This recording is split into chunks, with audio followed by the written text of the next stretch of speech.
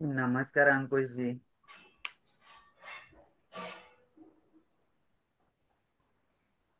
मी नमस्कार विशाल दादा, नमस्कार. बिला पाटील सर, नमस्कार. नमस्कार. Ram Ram.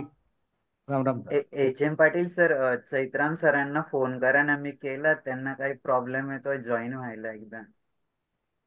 H M Patil sir left झाले वाटतं किचन एकच पाहिजे मिनिट. सर नाही दादा. नाही होते, जॉईन झालेले परत लेफ्ट झाले. आहेत ना याच्यामध्ये सर दिसतात ना. राम राम हो. Happy Holy. सर तुमचा आवाज नाही येत एच एम पाटील सर.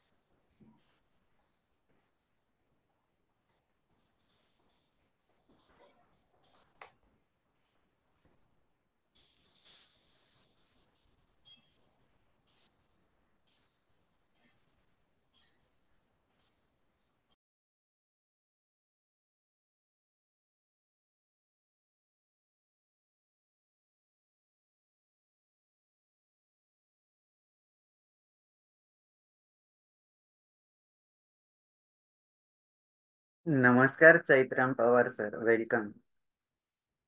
तुमचा ऑडिओ कनेक्ट नाही झालाय सर.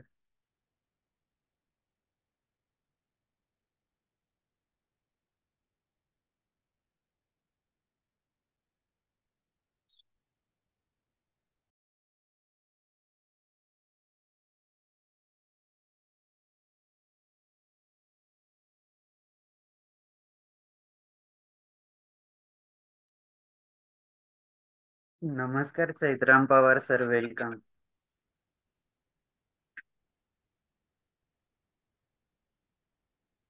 नमस्कार समाधान पाटील सर. नमस्कार सर. आपण एक 2 मिनिटात सुरू करूया. आपले दोघही स्पीकर आले, विषयांचे तिघही स्पीकर आपले आले आहेत. तर मी जास्त वेळ न घेता आजच्या या कार्यक्रमाला सुरुवात करतो.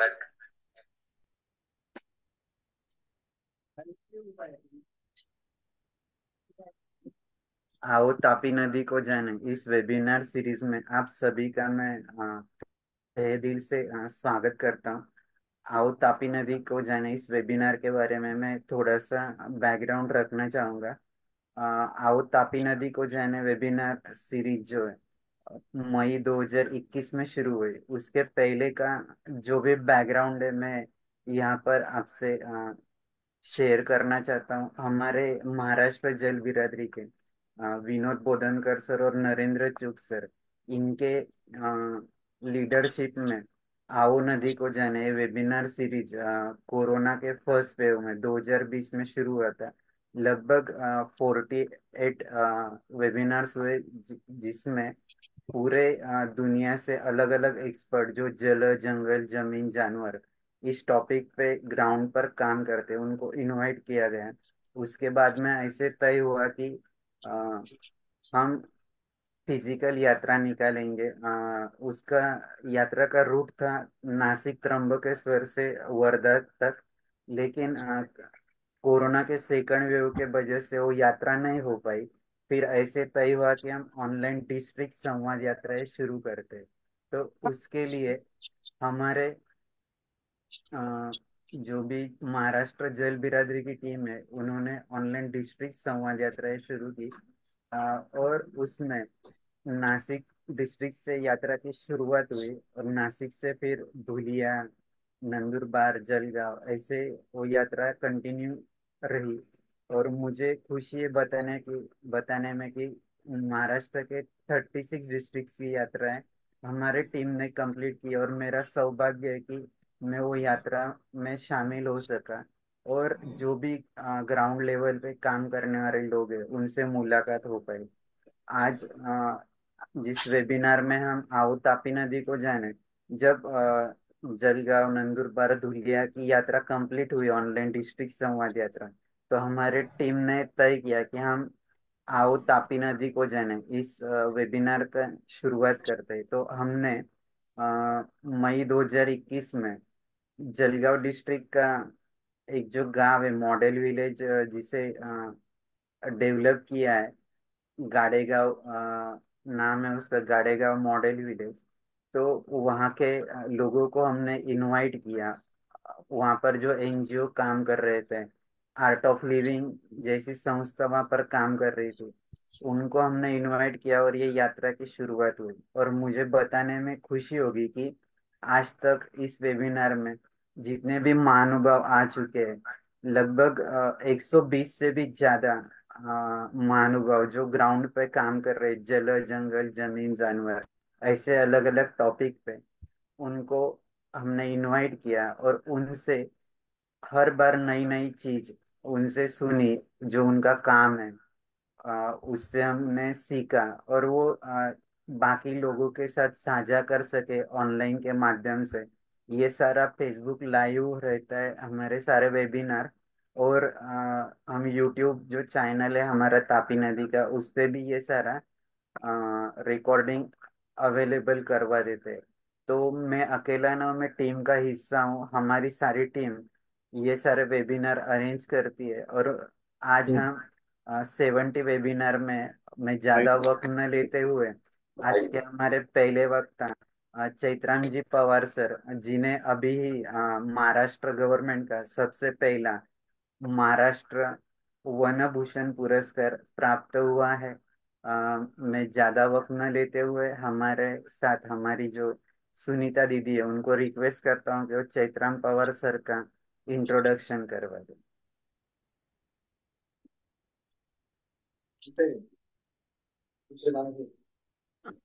सभी को मेरा सादर प्रणाम। मैं आज के सभी अपने महानुभावों का इस वेबिनार में स्वागत करती हूँ। और आज बहुत ही खुशी की बात है कि चैत्राम जी पवार हमारे साथ है।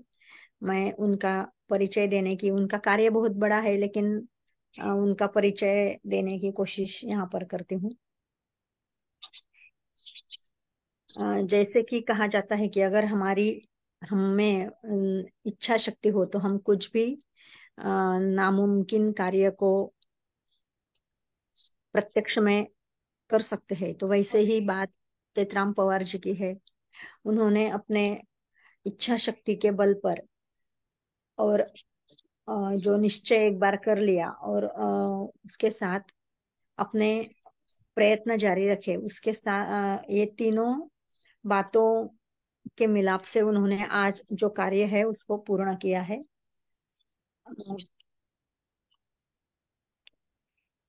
धुलिया जिले का बारीपाड़ा, यह एक छोटा सा गांव था। 1990 में इस गांव में बहुत सारी समस्याएं हुआ करती थी, जैसे कि पानी की कमतरता,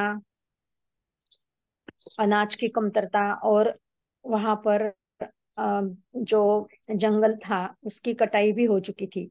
और कई सारी समस्याओं के साथ वहाँ के जो आदिवासी लोग हैं वह जूझ रहे थे। तो चैत्राम पवार जी ने, जो कि उसी गांव के रहने वाले थे, बारीपाड़ा गांव के, तो उन्होंने अपनी पढ़ाई एमकॉम तक पूरी कर ली थी और वह चाहे तो जा सकते थे नौकरी करने के लिए बाहर, दूसरे जिले में या फिर गांव से बाहर जा सकते थे, लेकिन शहर जा सकते थे, लेकिन उन्होंने वैसा नहीं किया और अपने गांव का विकास करने की ठान ली। और आज 1900 विकास उन्होंने कैसे यानी शुरुआत कैसे की, तो उन्होंने 1993 में पहले तो जो भी पेड़ों की कटाई होती थी तो उसको उस पर उन्होंने रोक लगाई और जो भी वृक्ष तोड़ेगा उसको सजा दी जाएगी, ऐसा उन्होंने गांव में एक कानून लगा दिया। उसके बाद धीरे धीरे जो पेड़ कटते थे वह कटने बंद हुए और जो जंगल था बचा हुआ वो वैसे ही रहने लगा और नए पेड़ लगाने शुरू हुए। फिर उन्होंने उसके बाद उन्होंने 450 एकड़ में वन विकास की वन विकास का काम करने के लिए प्रयत्न शुरू किए और 3 साल में 30 साल में यानी कि तब से आज तक उन्होंने वहां पर एक घना जंगल खड़ा कर दिया, सभी के एक एक साथ प्रयत्नों के साथ। और जो कि पानी की समस्या थी या फिर अनाज की समस्या थी, तो उन्होंने उस पर भी काम करते हुए सभी अपने गांव वासियों को वह मार्गदर्शन करते रहे और कई सारी विकसित कृषि की जो यानी प्रयोग होते हैं कृषि में, नए नए प्रयोग करने शुरू किए और वहाँ जल का व्यवस्थित नियोजन करके सारा जो गांव है वह स्वयं पूर्ण बना दिया गया। आज ये जो मैं बता रही हूँ, तो वह जब बात करेंगे तो उनके बातों से हमें वह जानकारी सब मिलने ही वाली है। लेकिन आज तक उनको कई सारे पुरस्कारों से भी सम्मानित किया गया है, यह यहाँ बताना मैं अपना फर्ज समझती हूँ। और चैत्राम भैया को बहुत बहुत बधाई देती हूँ। अभी उनको जो महाराष्ट्र शासन का सबसे पहला पुरस्कार, वन पुरस्कार, वनश्री पुरस्कार से महाराष्ट्र भूषण वन पुरस्कार उनको दिया जाने वाला है। तो उसके लिए उनकी बहुत बहुत बधाई। उसके पहले उनको बहुत ही बड़े बड़े पुरस्कार जैसे कि मैगसेसे पुरस्कार भी उनको मिल चुका है। यह बहुत बड़ी उपलब्धि है हम सबके लिए और गर्व की बात भी है। तो ज्यादा न बताते हुए उनसे ही हम उनका उनके काम के बारे में जानना चाहेंगे। यहाँ पर मैं अपने वाणी को विराम देती हूँ और चैत्राम जी पवार को विनती करती हूँ कि वह अपनी बात रखे। धन्यवाद। सबको धन्य धन्यवाद। सभी को, ये पूरे टीम जो है वेबिनार में जो सहभागिता है, और मुझे बुलाया इस वेबिनार में, इसलिए मैं H N Patil sir Dadgaon college से जो है वो हमेशा संपर्क में रहते हैं, उनका ही मैं सही दिल से धन्यवाद करता हूँ। सर आपका वीडियो ऑन करोगे तो अच्छा होगा, आपका वीडियो ऑफ है। बेंच का थोड़ा प्रॉब्लम है यहाँ पर, ओके ओके। करता हूँ। हाँ ठीक। तो सभी का धन्यवाद मुझे वेबिनार में बुलाया इसलिए। और धड़गांव से जो हमारे एच एन पाटिल सर है, उनसे बहुत बार मुलाकात होती है, उन्हें आग्रह किया कि आपको इस वेबिनार में आना है, मैं आया। मैंने ऐसा कुछ बड़ा काम तो नहीं किया है, लेकिन हमने एक गांव तय किया था सबसे पहले। जैसे भी सुनीता दीदी ने बताया कि करीब करीब 30-32 साल हो गए 91 में। ये ट्राइबल एरिया है पूरा, और ट्राइबल एरिया में कभी भी ज्यादा माइग्रेशन होता है, तो माइग्रेशन रोकने के लिए हम क्या कर सकते हैं, इस बिंदु पर हमने थोड़ा काम की शुरुआत की। हमें जो संगठन मिला वो वनवासी कल्याण आश्रम नाम से है, पूरे देश भर में काम करता है। तो वनवासी कल्याण आश्रम के माध्यम से हमें दिशा मिली और एक गांव में हमने काम तय किया। ध्यान में है कि गांव में शिक्षा नहीं है, हेल्थ नहीं है, जल की कमी है, माइग्रेशन हो रहा है, ये सब चीजें कौन करेगा। तो जब तक लोगों का सहभाग नहीं होगा, लोगों की सहभागिता नहीं बढ़ेगी, हम कर नहीं पाएंगे। तो ये हमारे आप सब गुरु ही है, ऐसे बहुत से गुरु मिले, उनमें से एक डॉक्टर आनंद फाटक, एमडी मेडिसिन है वो। उन्होंने कहा कि अरे गांव के लिए हमें कुछ ना कुछ तो करना पड़ेगा। हमारे गांव के आसपास जो संसाधन है, जैसे कि जंगल, जल, जमीन, जल और पशुधन, ये 5 बिंदु ऐसे है कि हमारे पास उपलब्ध है, अभी पूरे नष्ट नहीं हुए। क्यों ना हम इसको आधार बनाकर हम शाश्वत विकास कर सकते हैं क्या। तो ये तो प्रॉब्लम है कि जंगल नहीं है, जल नहीं है, तो खेती कैसे होगी। तो शुरुआत में हमने किया कि यहाँ का जंगल जब तक नहीं हम बचाएंगे तब तक हमें जल नहीं मिलेगा। तो ये सूत्र मिल गया हमें, जंगल, जल, जमीन। हमने इसमें लोक सहभागिता ज्यादा ली, क्योंकि जब तक लोग अपने जंगल की तरफ ध्यान नहीं देंगे तो काम आगे नहीं बढ़ेगा। तो इसके हमने शुरुआत के कुछ, जैसे परिचय में बताया, हमने कुछ रूल्स बनाए, वो गांव वालों ने बनाए, वो कहीं हमने किसी डिक्शनरी से नहीं लाए।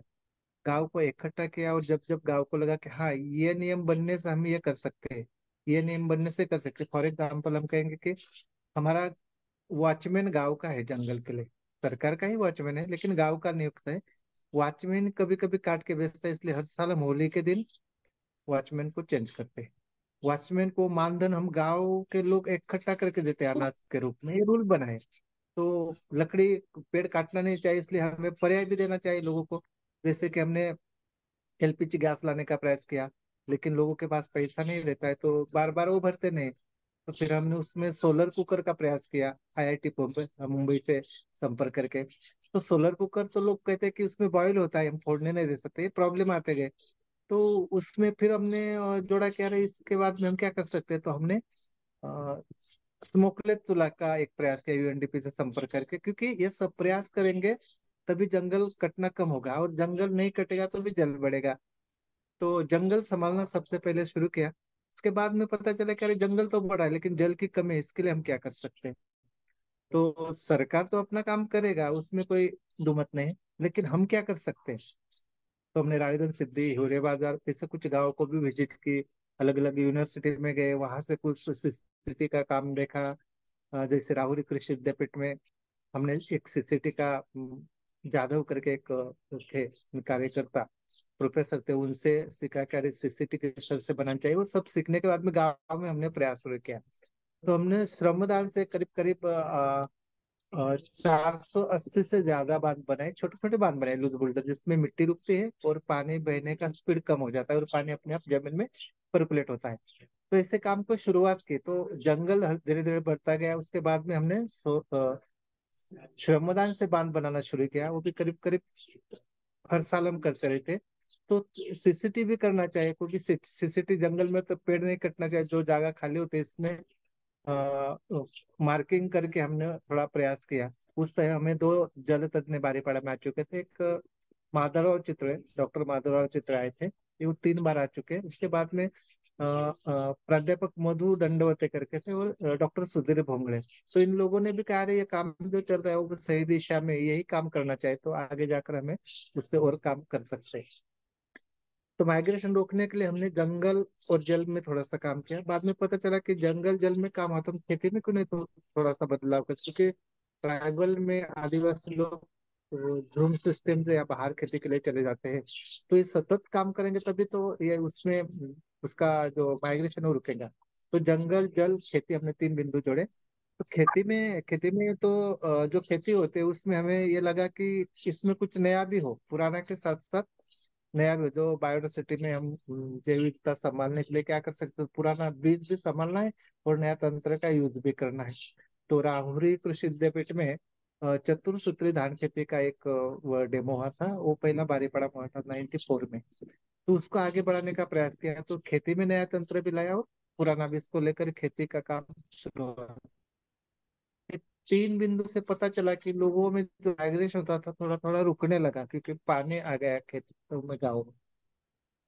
माइग्रेशन रुकने से हम 3 बिंदु पर अच्छी तरह से काम कर सकते हैं, जैसे कि शिक्षा है, हेल्थ है और कृषि का है। ये तीनों पर काम शुरू हो गया, तो लोगों को लगा कि अरे हम ये कर सकते हैं। तो 4 बिंदु हो गए, जंगल जल जमीन और खेती। सॉरी, इंसानियत ने लोगों को इकट्ठा करने का प्रयास किया। बाद में पता चला कि यार ये सब करते समय हमें एनर्जी की भी ध्यान में रखना पड़ेगा, क्योंकि एनर्जी यानी पेट्रोल डीजल गैस ये सब, उसकी कीमत बढ़ रही है। तो हम लोकल जो चीजें हैं उसको डेवलप कर सकते हैं क्या। इसलिए हमने गो आधारित खेती का थोड़ा प्रावधान किया, और उसमें हर एक के पास बैल है, गाय है, उस पर हम खेती कर सकते हैं, यानी उत्पादन खर्च कम करना है और आमदनी थोड़ी सी बढ़े। ये 5 सूत्र पर काम शुरू हो गया। उसके बाद में बारीपाड़ा पर 2 लोगों ने पीएचडी की, एक कनाडा से आए थे शैलेश शुक्ल। उसके ध्यान में है कि आदिवासी महिलाओं में बहुत ज्ञान है लेकिन वो नष्ट हो रहा है, वो संग्रहित नहीं हम कर रहे हैं। तो हम ऐसा कुछ चीज कर सकते हैं क्या जिनकी वजह से हम वो ज्ञान को संग्रहित कर सकते हैं। तो वन सब्जी प्रतियोगिता आप सबने नाम सुना होगा शायद, उसका शुरुआत बारीपाड़ा में 2003 में हुई। और धीरे धीरे वो पूरे देश में या विश्व में फैलता गया। उसका मूल उद्देश्य अपना ये है कि हम ये कहते हैं कि हमें जंगल नष्ट नहीं करना है, लेकिन जंगल में जो जो चीजें मिलती है हम पे परंपरागत जो यूज कर सकते हैं उसको फिर से हम यूज कर सकते हैं क्या,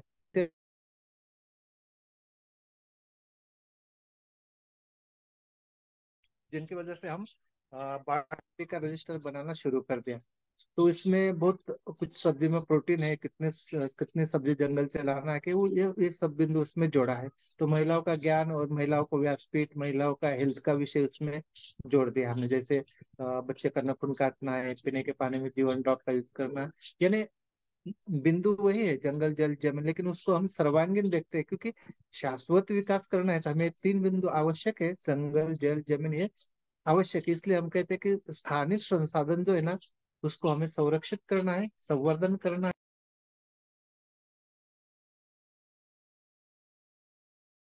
हमने सोचा कि ये एक गांव में ना हो, उसको अलग अलग दिशा में कैसे ले जा सकते हैं। तो जैसे कि अभी ये विषय है अपना कि आओ तापी को जानो, तो ये तापी को ही जोड़ने वाला एक छोटा नदी है जिसको हम पांजरा बोलते हैं। तो हमने ये तय किया कि पांजरा का जो कैचमेंट एरिया है वो अगर जिंदा रहेगा तभी वो पांजरा को पानी रहेगा और आखिर जाकर तापी को मिल सकता है। तो तापी की जो जो छोटी छोटी उपनदी है उनमें से एक है। तो हम पूरे उसके स्टार्टिंग पॉइंट पर रहते हैं। तो हमने तय किया कि इसको हम बढ़ाएंगे, तो क्यों बढ़ाएंगे, कैसे बढ़ाएंगे। तो हमने पहले 10 गांव टारगेट किए और 10 गांव को वन व्यवस्थापन लेकर हमने काम शुरू किया। उसका एक क्लस्टर बनाया। हर 3 महीने में हम इकट्ठा होते हैं, हर गांव से 4 युवा, ऐसे 40 युवाओं का टीम है। उन्होंने अपने जंगल का स्टडी करके आना है। जैसे जंगल में कौन से पेड़ है कि जो पानी को पकड़ के रखते हैं, जंगल में से कौन से पेड़ है जिसका पत्ती बकरी ज्यादा खाते हैं, जंगल में कौन सा एरिया है कि जहाँ घास ज्यादा होता है, जंगल में ऐसा कौन सा एरिया है कि जहाँ बारिश गिरते समय पानी जमीन में परकुलेट हो जाता है, बह के जल्दी निकलता नहीं। तो ये स्टडी करके आते हैं और अपने अपने विषय रखते हैं। तो इसे 10 गांव का हमने पहला ग्रुप बनाया। उसके बाद ने सोचा कि अरे उसको और बढ़ाएंगे। तो अभी हम 44 गांवों में ये काम करें। 44 गांव मिलकर हमने सामुदायिक वन अधिकार जो है उस, तो जो कानून है वो 44 गांवों को हमने 11,200 हेक्टेयर वन क्षेत्र अपने अपने ग्राम सभा को दिलाने के लिए प्रयास किया। उनमें वनवासी कल्याण के साथ में श्री कन्हैयालाल बहुउद्देशीय संस्था है, उसका बैनर लगा के हम बड़ी मात्रा में शुरू किया। अभी वो जो 11,200 हेक्टेयर वन क्षेत्र है उसको डेवलप करना है, खाली अधिकार मिलने से नहीं चलने वाला। वहाँ का अतिक्रमण है उसको कम करना है, वहाँ के लोगों को जन जागृति करके उसमें हम आगे कैसे बढ़ सकते हैं। तो एक कोविड से पहले हम वन सब्जी प्रतियोगिता हर साल रखते हैं। तो हमारा भाग्य था कि उस वन प्रतियोगिता में आदरणीय डॉक्टर राजेंद्र सिंह जी बारीपाड़ा में आए थे और वो पूरे दिन रुके थे बारीपाड़ा में। और उन्होंने जो अपना बारीपाड़ा का काम चल रहा है वो टॉप टू बॉटम सब देखा। तो हमने छोटे छोटे जो बांध बनाए, तो डॉक्टर जी का ये कहना था कि ये सही मात्रा में अगर नदी को जिंदा करना है तो इस तरह से हमें प्रोजेक्ट करने पड़ेंगे, क्योंकि एक छोटे छोटे गांव, छोटे छोटे झरने को हम जब रोकेंगे, उसका पॉपुलेशन बढ़ाएंगे, तो धीरे धीरे आगे वो छोटी छोटी नदी में रूपांतरित होगा और मुख्य नदी में जाएगा। तो मुझे यही पॉइंट बहुत अच्छा लगा उस दिन की, हाँ हम इस काम को और बढ़ाएंगे। और उसी के साथ ऐसे सब लोगों की प्रेरणा लेकर हमने उसको व्यापकता बढ़ाई। हम तो ये सोचते हैं कि जैसे हम और तापी को जाने से हम वनवासी कल्याण शब्द के माध्यम से अलग अलग स्टेट में काम करते हैं, क्योंकि ये बहुत बड़ी समस्या है। और अभी पूरा विश्व शायद जान चुका है कि पर्यावरण के बिना हम जी नहीं सकेंगे। उसमें अपने जो 5 बिंदु है, जंगल जल जमीन जल और पशुधन, ये जो है स्थानिक संसाधन है उसको हमें डेवलप करके आगे हम बढ़ा सकते हैं क्या, हमारे समाज को, हमारे जो ग्रामीण में जो भी लोग रहते हैं, वहां पर खाली आदिवासी नहीं है, हमारे सभी भाई बहने रहते हैं अलग अलग गाँवों में, तो सबने मिलकर ये काम करने की आवश्यकता है। और कभी कभी हम ये सोचते हैं कि ये काम सरकार का है, नदी जोड़ प्रकल्प हो या नदी में बड़े बड़े बांध बनाने, जो काम बड़ी मात्रा में है वो जो सरकार कर सकते हैं वो सरकार करे। लेकिन मुझे लगता है कि हम, हमारे जितने भी वेबिनार में लोग इकट्ठा हुए, हमें ऐसे कुछ ब्लॉक में जाकर 10-11 गांव का एक समूह चयन करके हम उसमें जंगल जल जमीन, ये तीनों सूत्रों का अगर हम सही दिशा में ले जाने के लिए लोगों को प्रोत्साहित करेंगे तो उसको ज्यादा वेटेज मिल सकता है, तो मुझे लगता है। हम जब थोड़ा पीछे मुड़ के देखते हैं कि हमने 32 साल में क्या किया है, परिवर्तन में क्या हम बता सकते हैं, तो हम ये कह सकते हैं कि हमने जिस क्षेत्र को संभालने का प्रयास किया वो बहुत घना जंगल हो चुका है।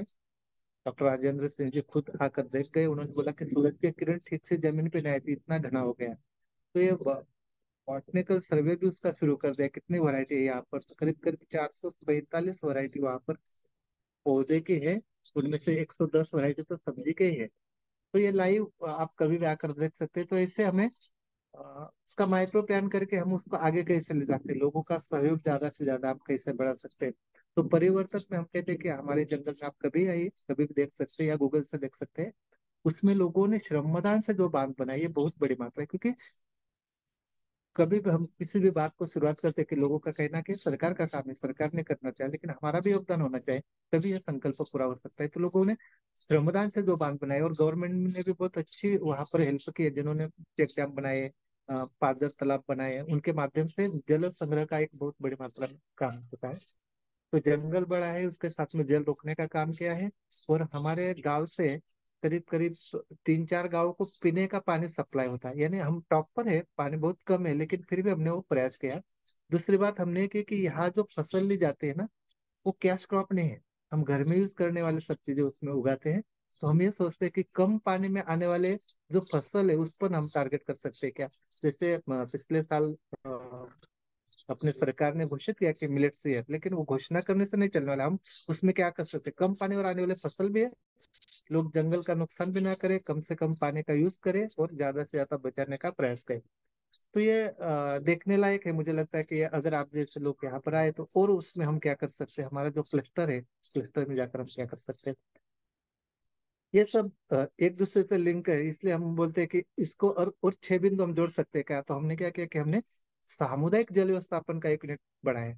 उसमें हमें वनवासी कैलाशम माध्यम से एक संस्था से परिचय हुआ, मुंबई से मीनाक्षी मेहता वेलफेयर फाउंडेशन। उन्होंने सहज सोलर प्रोजेक्ट लिमिटेड अहमदाबाद से हमें जोड़ दिया, और उन्होंने हमें करीब करीब 1 करोड़ का CSR दिया। तो उन्होंने बोला कि हम पैसा दे रहे हैं, क्या करना है बोलिए। तो हमने उनको बोला कि हमें सामुदायिक जल व्यवस्थापन में सोलर पंप का सिस्टम लगाने।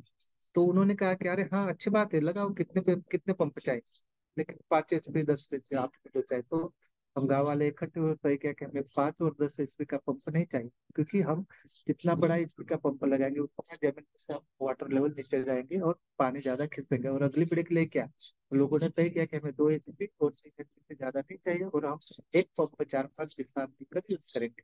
तो उन्होंने हंसते हंसते वो प्लान किया, और 1 महीने में हमें सोलर पंप लगा दिए। तो ये लोग सोचते हैं कि अरे क्या करने से क्या होता है, लोगों को पता चल गया। अभी लोगों को ये पक्का विश्वास है कि जंगल है तो जल है, जंगल जल है तो खेती है, और जंगल जल खेती है तो इंसान है, नहीं तो इंसान रह नहीं पाएगा। तो ये सूत्र यहाँ पर जुड़े हैं। हमें पीने के पानी की दिक्कत है, हम अलग अलग गाँव को भी पानी सप्लाई हो रहा है, और गाँव की भी बहुत कम मात्रा में, लेकिन आवश्यकता हमारी पूरी होती है। और ये मैं कहता हूँ कि डॉक्टर माधवराव चितले जी, डॉक्टर राजेंद्र सिंह जी ने खुद देखा है, और देख के उन्होंने सजेस्ट किया कि बहुत अच्छा है, इसको हम आगे बढ़ा सकते हैं, क्या बढ़ाने के लिए हम क्या क्या कर सकते हैं। तो इसमें वनवासी कैलाशम के माध्यम से हम ये काम बढ़ा रहे हैं। ये खुशी की बात है। हम पुरस्कार के लिए कभी हम काम नहीं करते, पुरस्कार अपने आप अगर मिलता है तो लेते हैं। किसी पुरस्कार के लिए हमने आज तक नामांकन नहीं किया, लेकिन पुरस्कार मिलते गए। वो करीब करीब हमें 32 पुरस्कार आज तक मिले। इसमें international funds for agriculture development, Rome से जो संस्था है, उनका 2003 में पुरस्कार मिला। उसके बाद में एक काम का फ्लैश हुआ, और इस साल में वर्तमान सरकार का बहुत बहुत धन्यवाद कहूंगा कि उन्होंने ऐसे छोटे गांव में से किसी व्यक्ति को चयन करके वन भूषण पुरस्कार दिया। इसलिए मैं सरकार का भी आभारी हूँ। मैं खाली यही अपेक्षा करूंगा कि हम ऐसे विषय पर बार बार चर्चा करके, हम वेबिनार के माध्यम से या किसी गांव को विजिट करके इसको जितना ज्यादा हम देश भर में ले जा सकते हैं उतना हम प्रयास करेंगे, तो मुझे लगता है कि ज्यादा अच्छा होगा।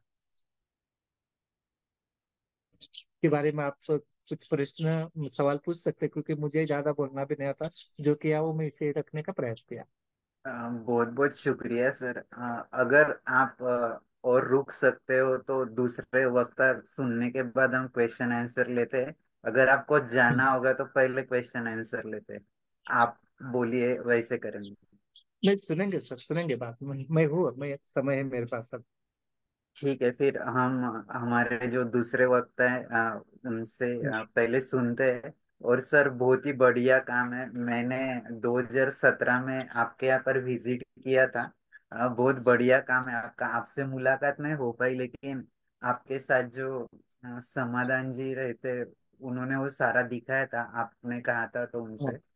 तो बहुत बढ़िया। अभी तो बहुत चेंज हो गया होगा, क्योंकि मुझे 7 साल हो गए देखने के लिए।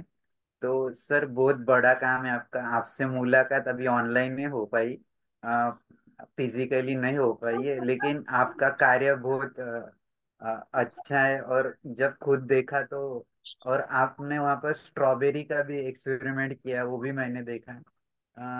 इतना अच्छा काम और इतनी बड़ी सोच है आपकी। तो दो दो सबके लिए बिंदु आप रखता हूँ मैं, इंस्पायरेशन। दो बिंदु रख देता हूँ, शुक्रिया। हमने सामुदायिक जल व्यवस्थापन के साथ साथ फार्मर प्रोड्यूसर कंपनी भी बनाई है, जो कम फसल में कम पानी पर जो फसल लेते हैं उसको संग्रहित करना है, प्रोसेस करना है और मार्केटिंग करना है। तो उनमें हमने 1016 किसानों को जोड़ा है। और दूसरी महत्वपूर्ण बात है कि जिन जिन गांवों ने वन को संभालने का प्रयास किया है, उसमें वन उपज को संकलित करना, प्रोसेस करना और मार्केटिंग करना। तो केंद्र सरकार की योजना है वन धन विकास केंद्र नाम से, वो भी लिए है और उनसे हम ज्यादा से ज्यादा वन को सुरक्षित करने का प्रयास कर रहे हैं। बाद में बोलेंगे, आपके अगले वक्ता बोलेंगे तो। बहुत ही बढ़िया सर। और ये सबसे जरूरी है कि पीपल्स पार्टिसिपेशन जितना अच्छा होगा, उतना क्लस्टर डेवलप होने में। और आपने तो स्टेप बाय स्टेप किया ये सारी चीजें। पहले आपका गांव, फिर 10 गांव, फिर 44 विलेजेस, ऐसे करते करते वो बढ़ाते चले गए। और ये सबसे जरूरी है। मैं ज्यादा बात नहीं रखता हूँ। हमारे दूसरे वक्ता अनिल जी भोकरे सर और समाधान पाटिल सर, इनका परिचय करने के लिए मैं सुनीता दीदी से रिक्वेस्ट कर। दोनों का एक साथ करना है यह? हाँ हाँ, दोनों का एक साथ करना है, वो एक साथ बात करने वाले। हाँ, ओके।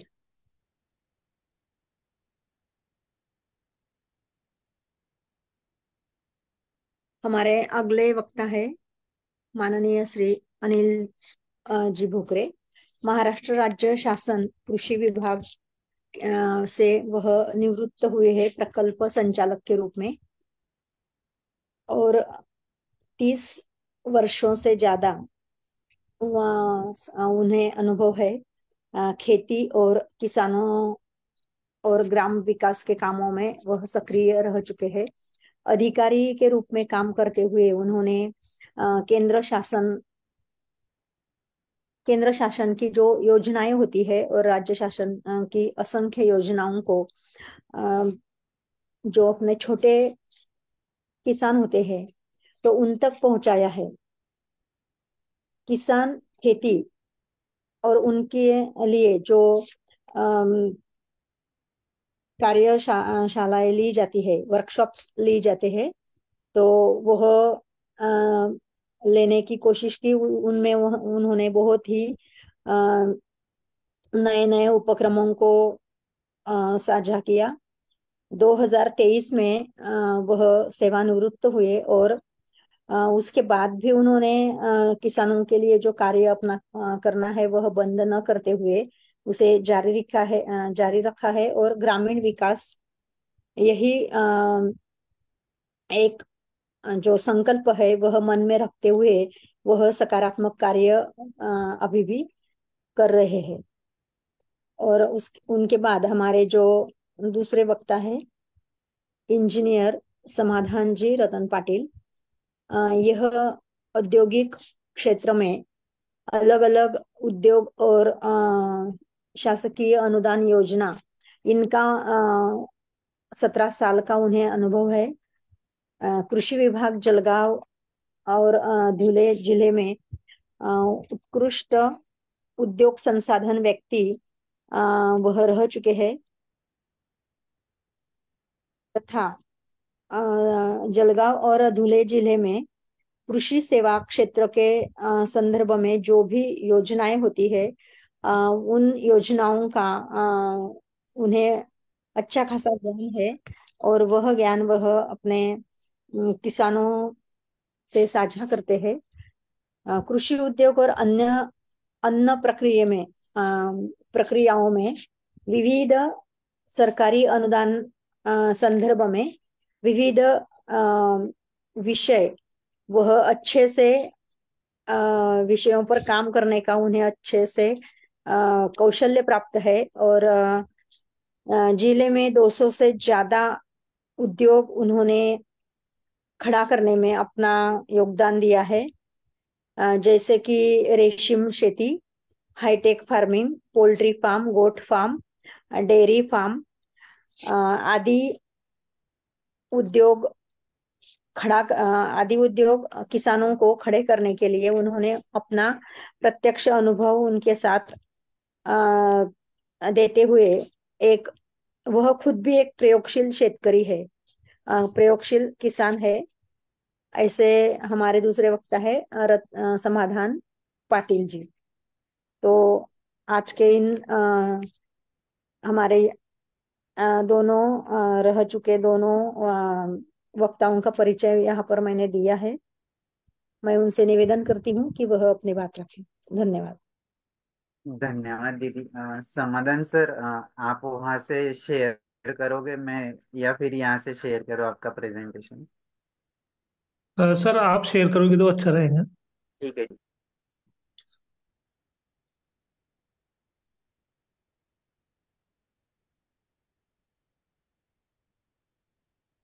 सर हिंदी अच्छी रहेगी या मराठी में बात करूं?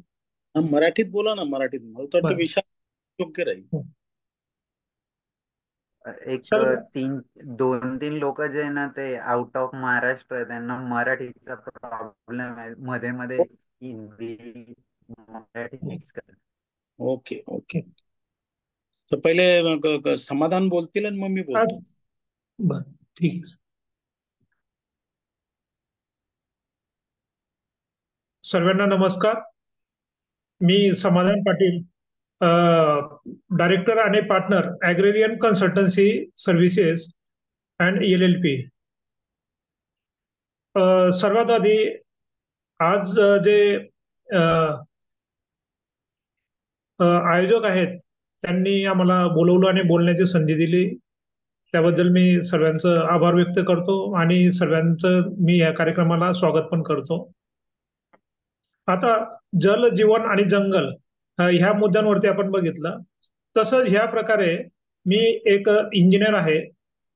17 वर्ष मी एका कंपनीत काम करीत असताना मला असं लक्षात आलं की जर का माझे जे भाऊ आहेत ते शेती करायचे किंवा नातेवाईक आहेत ते शेती करायचे, परंतु शेती करत असताना त्यांना बऱ्याच गोष्टींना संघर्ष करावा लागत होता किंवा शेतीमध्ये जे काही नवीन टेक्नॉलॉजी असतील ते त्यांच्यापर्यंत मिळत नव्हती आणि ह्या गोष्टींना मी त्यावेळेला सुरुवात केली. जसं की आपल्याला ह्या पाणी हे महत्वाचं आहे, जमीन ही महत्वाची आहे आणि जंगल टिकवणं हे महत्वाचं आहे.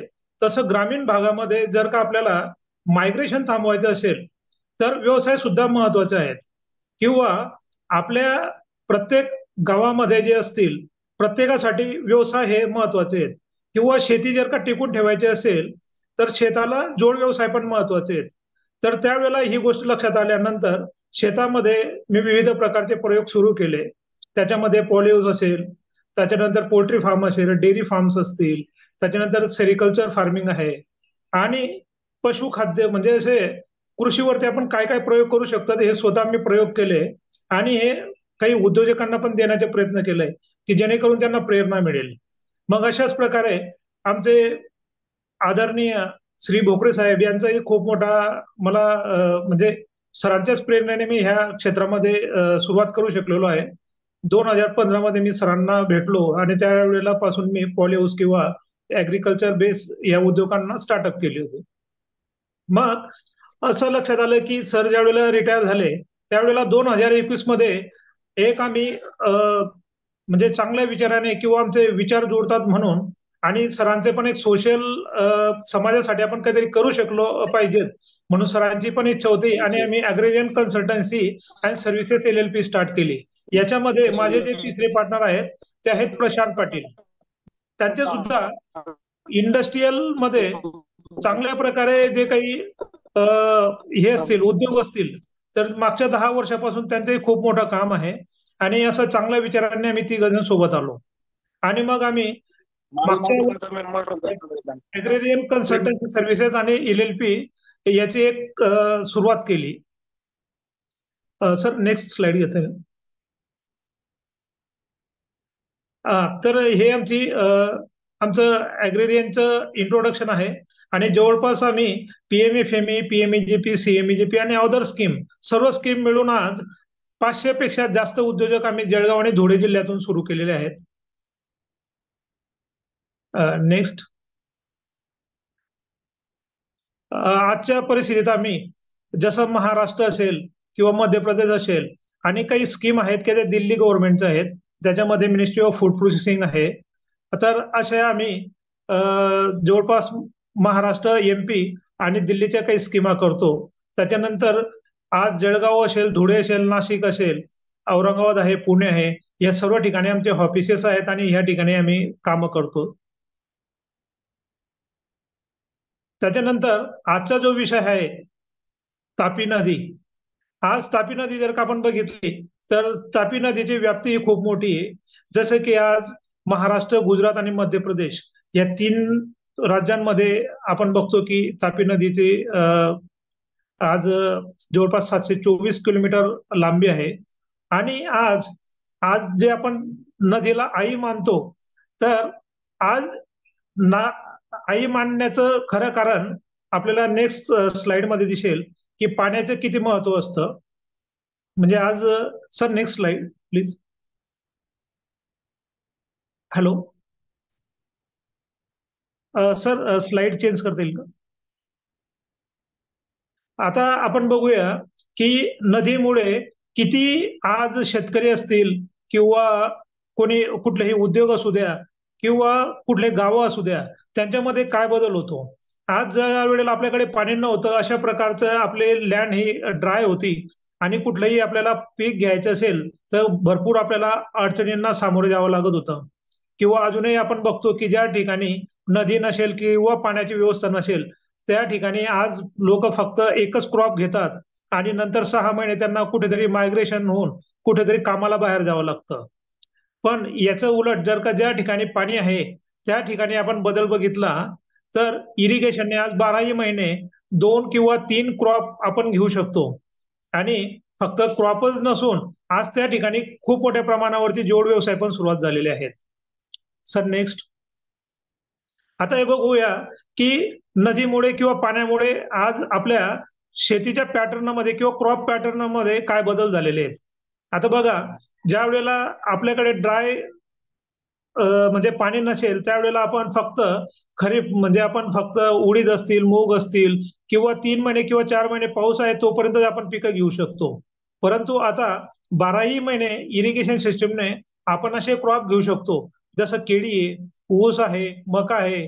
आणि आज जर का आपण तापीचा सर्व किनारा आपण बघितला तर पाण्यामुळे आज तो बेट उन्हाळा असेल तरी सुद्धा हिरवं दिसतो आणि आज लोकांचा हाताला काम आहेत आणि आज त्यांचे जे लाईव्हलीहूड आहे त्याच्यामध्ये खूप मोठा बदल आज झालेला आपल्याला दिसून येतो. नेक्स्ट. हे क्रॉप पॅटर्न आहे आपलं ऊस आणि केळीचं. आता ह्या क्रॉप पॅटर्न बदलल्यामुळे काय झालं तर आज इरिगेशन सिस्टीम आली.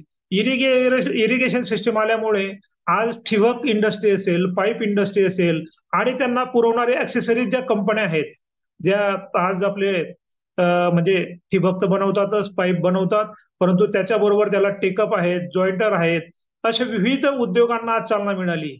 म्हणजे आज जे म्हणतो आपण की फक्त ग्रामीण भागाचाच विकास नाही, तर आज शहरी भागांमध्ये आज MIDC मध्ये ज्या मोठमोठ्या कंपन्या चालतात, आज आपण बघितलं की ठिबक मध्ये नेटाफिम असेल, जेन इरिगेशन असतील किंवा आज कितीतरी आज ठिबकच्या फॅक्टरी आहेत आणि ह्या फॅक्टऱ्यांचं उद्दिष्ट फक्त आज इरिगेशनमुळे ह्या आज एवढ्या चांगल्या प्रकारे GDP मध्ये आज या कंपन्यांचं आपल्या भारताच्या GDP मध्ये सपोर्ट आहे. त्याच्यानंतर दुसरी गोष्ट, आज रोजगार निर्मिती चांगली झाली. आज जे आपले इंजिनियर्स होतात, ITI होल्डर असतील, फिटर असतील, इलेक्ट्रिशियन असतील, आज यांना आपल्या जळगाव सारख्या लोकल ठिकाणी MIDC मध्ये ज्यांना काम करण्यासाठी आज इथे रोजगाराच्या संधी निर्माण झाल्या. तर हे फक्त का तर पाण्यामुळे ह्या सर्व गोष्टी होऊ शकलेल्या आहेत. म्हणजे प्लास्टिक प्रोसेसिंग जे आहे म्हणजे आज ठिबक किंवा इरिगेशनचं आहे, त्याच्याबरोबर फिल्टर जे असतात त्याला फॅब्रिकेशन ज्या कंपन्या आहेत त्या पण त्या बेसवर सुरू आहेत. त्याच्यानंतर आज आपण बघतो की मल्चिंग पेपर हा का लागतो, तर इरिगेटेड एरिया आहे त्याच्यामुळे आपल्याला मल्चिंग पेपरच्या इंडस्ट्रीज लागतात. तर ह्या सर्व इंडस्ट्रीज ह्या फक्त शेतीवरती चालतात आणि ह्या इरिगेशनमुळे चालत आहेत. Sir next.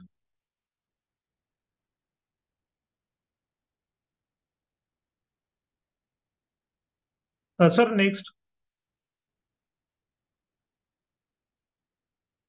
नेक्स्ट. नेक्स्ट झालं सर आपलं. आता आपण बघूया की आतापर्यंत आपण जी काही केळी घेतली त्याच्यामध्ये इरिगेशनचा पार्ट होताच, परंतु आपण आधी खोड लावून त्याच्यावरती केळी घ्यायचो आणि डोमेस्टिक मार्केट पर्यंत आपण जास्तीत जास्त पोहोचू शकलेलो होतो. परंतु आज आपण बघतोय की आज टिश्यू कल्चर बनवणाऱ्या पण काही लॅब्स जनरेट झाल्या. त्याच्याने सुद्धा आज टिश्यू कल्चरचे जे लॅब असतील त्यांना पण बिझनेस मिळाला. त्याच्यानंतर त्यांना सपोर्टिव्ह जे काही जे कामगार असतील त्यांना सुद्धा रोजगार निर्मिती झाली. टिश्यूमुळे काय झालं तर आज आपण निरक्षम केळी तयार करायला लागलोय. म्हणजे आज आपण केळीला फक्त डोमेस्टिक मार्केटलाच नाही, आज जगभरामध्ये ज्या ज्या ठिकाणी केळीची कमतरता आहे त्या त्या ठिकाणी आपण एक्सपोर्ट करायला लागलोय. आज आपण आता हे समोर एक चित्र बघतोय ते आहे रावेर तालुक्यामधून. आज इथं काही असे शेतकरी आहेत की ते स्वतः व्यापारी बनलेत आणि आज ते चांगल्या प्रकारचे टिश्यू कल्चरचे कमी दिवसामध्ये आज ते रोपं घ्यायला लागले, त्याला एक्सपोर्ट प्रॅक्टिसेस करायला लागलेत आणि आज केळीमध्ये ते चांगल्या प्रकारे पॅकिंग करून किंवा चांगल्या प्रकारे प्रॅक्टिसेस करून ते आज केळी एक्सपोर्ट करायला लागलेले आहेत. नेक्स्ट. आता तसंच आपण जसं केळी आहे त्या प्रकारे आज मक्याची पण लागवड खूप मोठ्या प्रमाणावरती आहे. तर मग काय आपल्याला बदल दिसून येत आहेत तर मक्यावरती शेतकऱ्यांना मक्यामुळे उत्पन्न चांगल्या प्रकारे मिळायला लागलं. 12 महिने आज आपण मक्याचं उत्पन्न घेऊ शकतो. त्याच्यानंतर मक्यावरती प्रोसेसिंगचे युनिट आपल्याकडे सुरू झालेले आहेत. आता आपण बघतो की 1, 2 ते 3 गावं मिळून मक्याचे खरेदी केंद्र सुरू होतात. शेतकरी असतील, एखादा शेतकऱ्याचा तरुण मुलगा असेल जो शिकलेला आहे, तो काय करतो त्याच गावामध्ये आज मका खरेदी केंद्र सुरू करतो. तिथंच तो शेतकऱ्यांकडनं मका घेतो आणि मका घेतल्यानंतर त्याच गावामध्ये एखादा कॅटल फीडचं युनिट टाकून त्या ठिकाणी आपण मक्याचं पशुखाद्याचं एखादं युनिट त्या ठिकाणी आपण सुरू करतो. त्याच्यानंतर हिरवा मक्यावरती सायलेज सारखे युनिट इथं सुरू होत आहेत. त्याच्यामुळे चाऱ्याचं जे प्रमाण आहे मिळण्याचं ते खूप मोठ्या प्रमाणावरती आज मक्यामुळे आपल्याला चाराची पण उपलब्धी होते. त्याच्यामुळे साहजिकच आज जनावरं वाढत आहेत. त्याच्यानंतर आपण समोर बघतोय की स्वीटकॉर्न सारखे काही हे आहेत क्रॉप आहेत, ते मक्याचे जे प्रकार आहेत. तर स्वीटकॉर्नचे पण आता बऱ्यापैकी उद्योग इथं सुरू होत आहेत. त्याच्यानंतर आता आपण बघतोय शुगर केन प्रोसेसिंग. आता जसं मका आहे, केळी आहे, त्याच प्रकारे ऊसाची पण लागवड खूप मोठ्या प्रमाणावरती. आता आपण बघू शकतो की शिरपूर साईडला गेल्यानंतर आपण तापी काठाला लागून बऱ्यापैकी ऊसाची लागवड आहे. मग आता त्याच ठिकाणी ऊसावरतीच काही गुऱ्हाळं सुद्धा तयार होत आहेत. म्हणजे शेतकरी 8 ते 10 एकर ऊस लागवड करतो आणि त्या ऊसावरतीच त्या ठिकाणी तसं कुठे गुऱ्हाळ टाकता येईल आणि त्याच ठिकाणी तयार केलेला गूळ त्यांना त्यांच्या तालुक्यामध्ये, जिल्ह्यामध्ये किंवा डीलरांना कशा प्रकारे विकता येईल. म्हणजे शेतकरी पाणी आल्यामुळे ऊसाची लागवड करायला लागले. 12ही महिने इरिगेशन सिस्टीममुळे आज चांगल्या प्रकारे ते चांगले क्रॉप घेत आहेत. त्याच्यानंतर त्याच्यावरती उद्योग सुरू करत आहेत आणि आज आपण बघतो की त्या जिथं गुऱ्हाळ असतं त्याच ठिकाणी रस्त्यावरती ते गूळ पण विकतात. त्याच्यानंतर त्याच्यापासून बनवलेले ते बाय प्रॉडक्ट्स पण तिथेच विक्री करतात. त्याच्यानंतर आज असे आमच्या डोळ्यासमोर उदाहरणं आहेत की लोक 2-2 एकर वरती ऊसाची लागवड करतात आणि एक ज्यूसचं मशीन घेतात. आता आमच्या काही स्कीम आहेत ते मी पुढे आपल्याला सांगणारच आहे. तर त्या स्कीम मधून मशीन घेतल्यानंतर ते ज्यूस काढतात आणि त्याच ठिकाणी विक्री करतात. जवळपास 6 महिने ते आज आपल्याकडे उपलब्ध असलेलं 1 एकर असेल, 2 एकर असेल, त्याच्यावरती चांगल्या प्रकारे इन्कम ते जनरेट करतात. असं रस्त्याच्या कडेने आपण कितीतरी असं उदाहरण आपण घेऊ शकतो की त्यांना लाईव्हलीहूड मध्ये रसवंतीमुळे खूप चांगला बदल त्यांच्या जीवनात झालेला आहे. Sir next. आता आपण बघतो जसं केळी, मका, त्याच्यानंतर पपयाची लागवड सुद्धा आज पाण्यामुळे खूप मोठ्या प्रमाणावरती वाढलेली आहे. आज पपईवरती आपण पपयाचे प्रोसेसिंगचे प्लांट सुद्धा आज जळगाव आणि धुळे जिल्ह्यामध्ये सुरू झालेले आहेत. नळदाण्याला जवळपास 3 ते 4 युनिट टुटी फ्रुटी बनवतात, चेरी बनवतात. तसेच जळगावमध्ये सुद्धा आज 3 ते 4 युनिट आहेत. आज आपण जर का पपई काढून फक्त शेतकरी म्हणजे रेट जर का कमी असतील तर त्यांना शासनाच्या काही योजना आहेत त्याच्या अंतर्गत ते स्वतः रायपनिंग चेंबर घेत आहेत, स्वतः कोल्ड स्टोरेज घेतात किंवा गोडाऊन्स घेतात, तिथं स्टोअर करतात आणि स्टोअर करून स्वतः आज प्रक्रिया उद्योगांना सुद्धा शेतकरी लागलेले आहेत. त्याचे जे तरुण मुलं असतील आज त्यांना सुद्धा उद्योग या गोष्टींमधून मिळायला लागलेले आहेत. नेक्स्ट.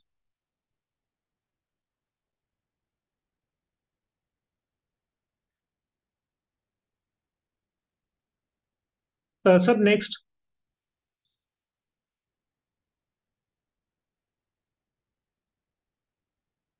त्याच्यानंतर आज पाण्यामुळे चाऱ्याची निर्मिती खूप मोठ्या प्रमाणावर व्हायला लागलेली आहे. जसं की आपण बघितलं की मका तर आहेच, परंतु मक्याबरोबर आपण आज जे काही सुपर नेपियर गवत असतील किंवा काही चारा पिके असतील त्यांची पण लागवड मोठ्या प्रमाणावरती व्हायला लागली आहे. आणि याच्यामुळे 12ही महिने आपल्याकडे जे काही लाईफस्टॉक असेल त्याला चाऱ्याची उपलब्ध व्हायला लागलेली आहे. याच्यामुळे काय होतंय तर लाईफस्टॉक वाढल्यामुळे आज लोकांचे जोड व्यवसाय वाढले, जसे की गोट फार्म आहे, डेअरी फार्म आहे आणि आज पोल्ट्री फार्म सारखे व्यवसाय सुद्धा आपल्याकडे जर का मक्याची उपलब्धी असतील तर त्याच्यापासूनच पशुखाद्य तयार होतं. आणि आज लेअर पोल्ट्री फार्म असतील, त्याच्यानंतर आपले कडकनाथ असतील किंवा आपले गावरान कुठले पक्षी असतील तर लोक आज गावोगावी अशा प्रकारे पाळायला लागलेले आहेत. आणि आज मांसल पक्षी आणि अंड्यांची विक्री आज प्रत्येक गावामध्ये विक्री व्हायला लागलेली आहे. तर अशा पद्धतीने इरिगेशनमुळे आज लाईव्हस्टॉक मध्ये वाढ झालेली आहे. त्याच्यानंतर त्यांचे जे काही विष्ट असतील किंवा आपलं जे म्हणतो की डेअरी फार्म मधून निघणारं शेण असेल तर याच्यावरती सुद्धा आज चांगल्या प्रकारे सेंद्रिय खतं लोक तयार करतात. त्याच्यानंतर शेतकरी त्याच ठिकाणी जीवामृत तयार करायला लागलेले आहेत आणि आज ऑर्गॅनिक शेतीमध्ये खूप मोठ्या प्रमाणावरती वाढ व्हायला लागलेली आहे. तर आपण बघू शकतो की आज जर का आपल्याला सेंद्रिय शेती करायची असेल तर त्याच्यासाठी सुद्धा इरिगेशन किती महत्वाचं आहे. आता आपण बघतोय की फक्त कृषीमध्येच पाणी उपलब्ध झाल्यामुळे फक्त शेती किंवा त्याच्यावरच्या क्रॉपांमध्येच बदल नाही होऊ शकत, तर आज जी इंजिनिअरिंग इंडस्ट्रीज आहेत त्याच्यामध्ये खूप मोठे बदल व्हायला लागलेले आहेत.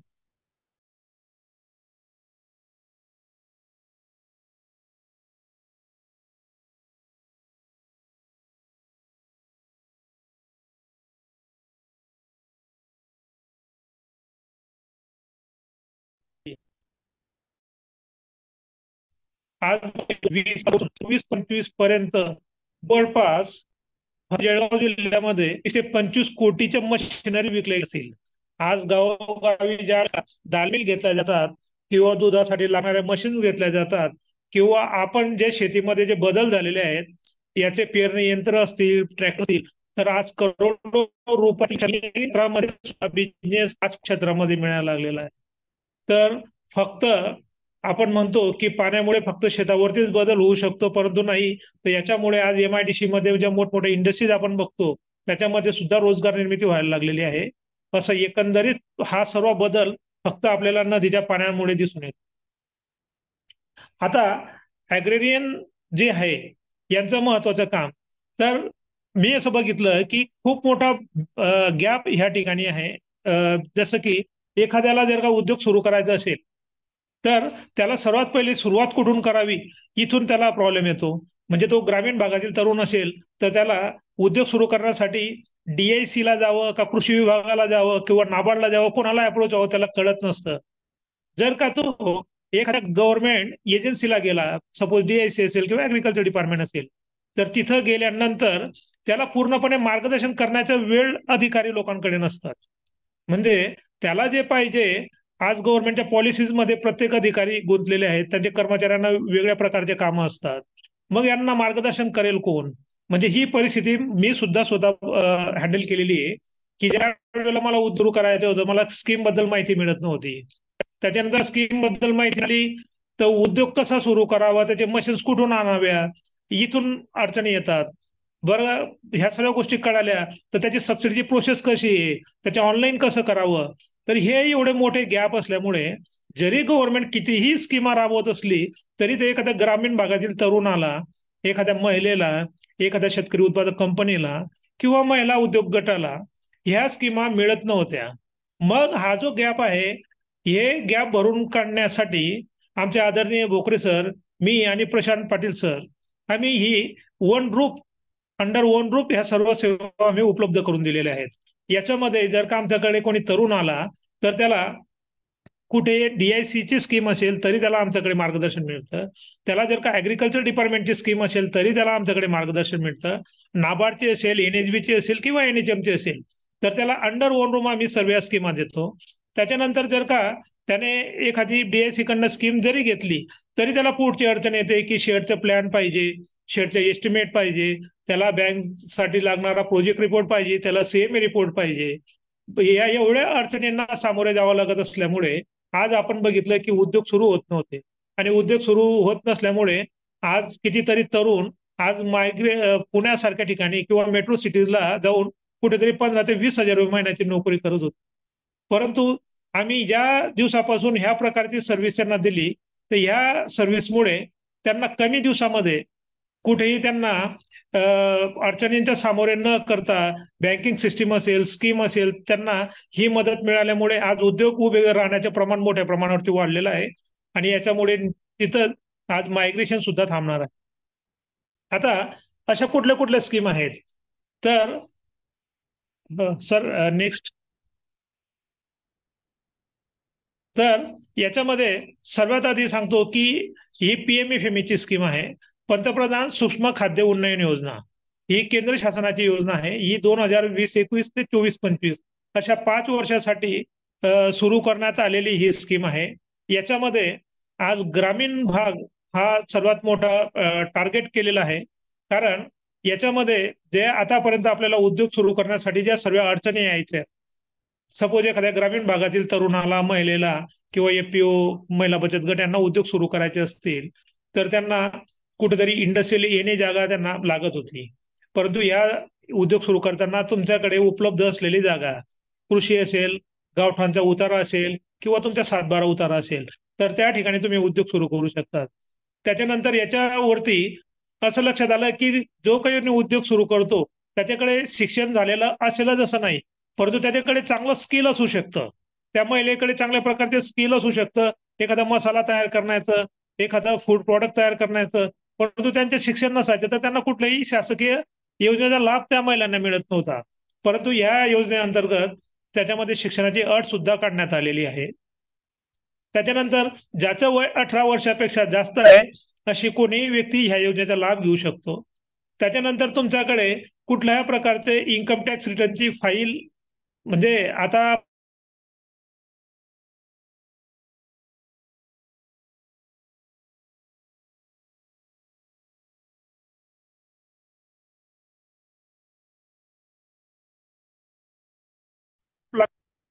त्याच्यामध्ये आज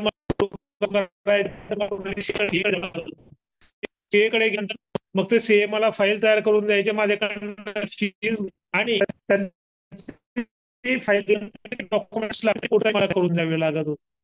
परंतु ह्या स्कीम अंतर्गत आमच्यासारखे डिस्ट्रिक्ट रिसोर्स पर्सन आहेत ते उद्योजकाला मदत करतात आणि उद्योजकाला एक बँक, त्याच्यानंतर आणि उद्योजक यांच्यामधला एक दुवा म्हणून आम्ही काम करतो आणि आम्ही त्यांना मदत करतो. तर जवळपास आज 200 उद्योग जळगाव जिल्ह्यातून सुरू झालेले आहेत. नेक्स्ट, ही स्कीम सुरू झाली त्यावेळेला प्रत्येक जिल्ह्याला एक जिल्हा एक उत्पादन ह्या तत्वावर ही स्कीम सुरू झालेली होती. परंतु जून 2022 नंतर आज असं लक्षात आलं की आपल्या जिल्ह्यामध्ये सर्व प्रकारचे क्रॉप पॅटर्न पिकतात. फक्त केळीच नसून सर्व प्रकारचे कडधान्य, तृणधान्य, तेलबिया, त्याच्यानंतर फळं आणि भाजीपाला या सर्व गोष्टी आपल्याकडे पिकतात आणि या सर्व प्रकारच्या पिकांवरती उद्योग उभे राहिले पाहिजेत म्हणून ही स्कीम आता सर्व प्रकारच्या क्रॉप्स वरती चालते. नेक्स्ट,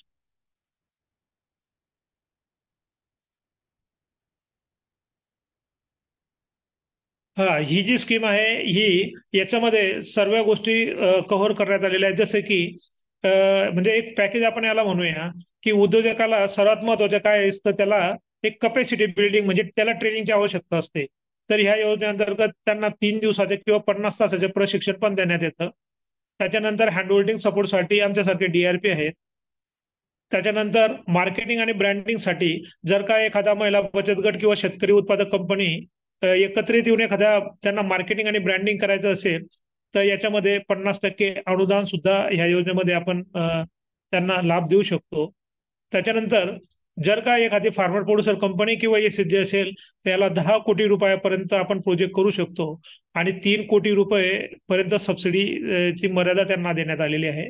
आणि वैयक्तिक असतील तर वैयक्तिकला 30 लाखापर्यंत आपण जास्तीत जास्त प्रकल्प अहवाल करू शकतो आणि त्याला 10 लाख रुपये 35% रेशोमध्ये त्यांना सबसिडी मिळू शकते. आता आपण बघतोय की आपल्याकडे जो काही क्रॉप पॅटर्न आहे त्या क्रॉप पॅटर्नवरती पोस्ट हार्वेस्टिंगच्या किती संधी आहेत. बनाना प्रोसेसिंग आहे, हॉर्टिकल्चर प्रोसेसिंग आहे, शुगर केन प्रोसेसिंग आहे. त्याच्यानंतर आपण बघतोय की याच्यामध्ये फीड फॉडर मिल्क प्रोसेसिंग आपण करू शकतो. त्याच्यामुळे आपल्याला सेंद्रिय खतं आपल्याकडे तयार होऊ शकतात.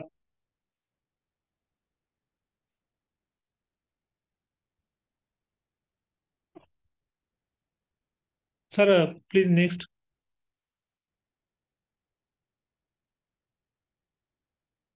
हा, आता जे युनिट्स आमचे सुरू झालेले आहेत त्याच्यापैकी आपण एक एक एक्झाम्पल घेतलेलं आहे की कुठल्या कुठल्या क्रॉपवरती काय काय प्रोसेसिंग युनिट स्टार्ट झालेले आहेत.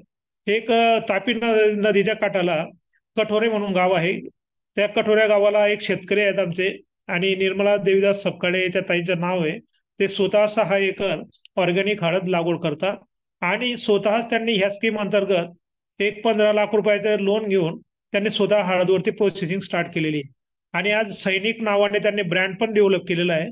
आणि आज स्वतःच्या शेतामध्ये हळद पिकवण्यापासून तर त्याच्या पावडर फॉर्म मध्ये पॅकिंग करून विक्रीपर्यंत ते स्वतः करतात. याच्याने आज त्यांच्या जीवनामध्ये म्हणजे जो काही प्रॉफिट असेल तो कुठल्या व्यापाऱ्याला न देता त्या शेतकऱ्यालाच तो प्रॉफिट मिळतो. आणि आज त्यांचे जे तरुण मुलं असतील त्यांना सुद्धा त्याच्यामध्ये चांगल्या प्रकारे आज उद्योजकता मिळालेली आहे.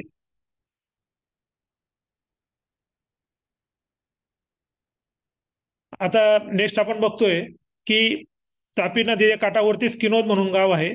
त्या ठिकाणी कांतीलाल नथू पाटील म्हणून एक व्यावसायिक होते. त्यांनी गंगोत्री डेअरी म्हणून त्यांचे एक युनिट होतं.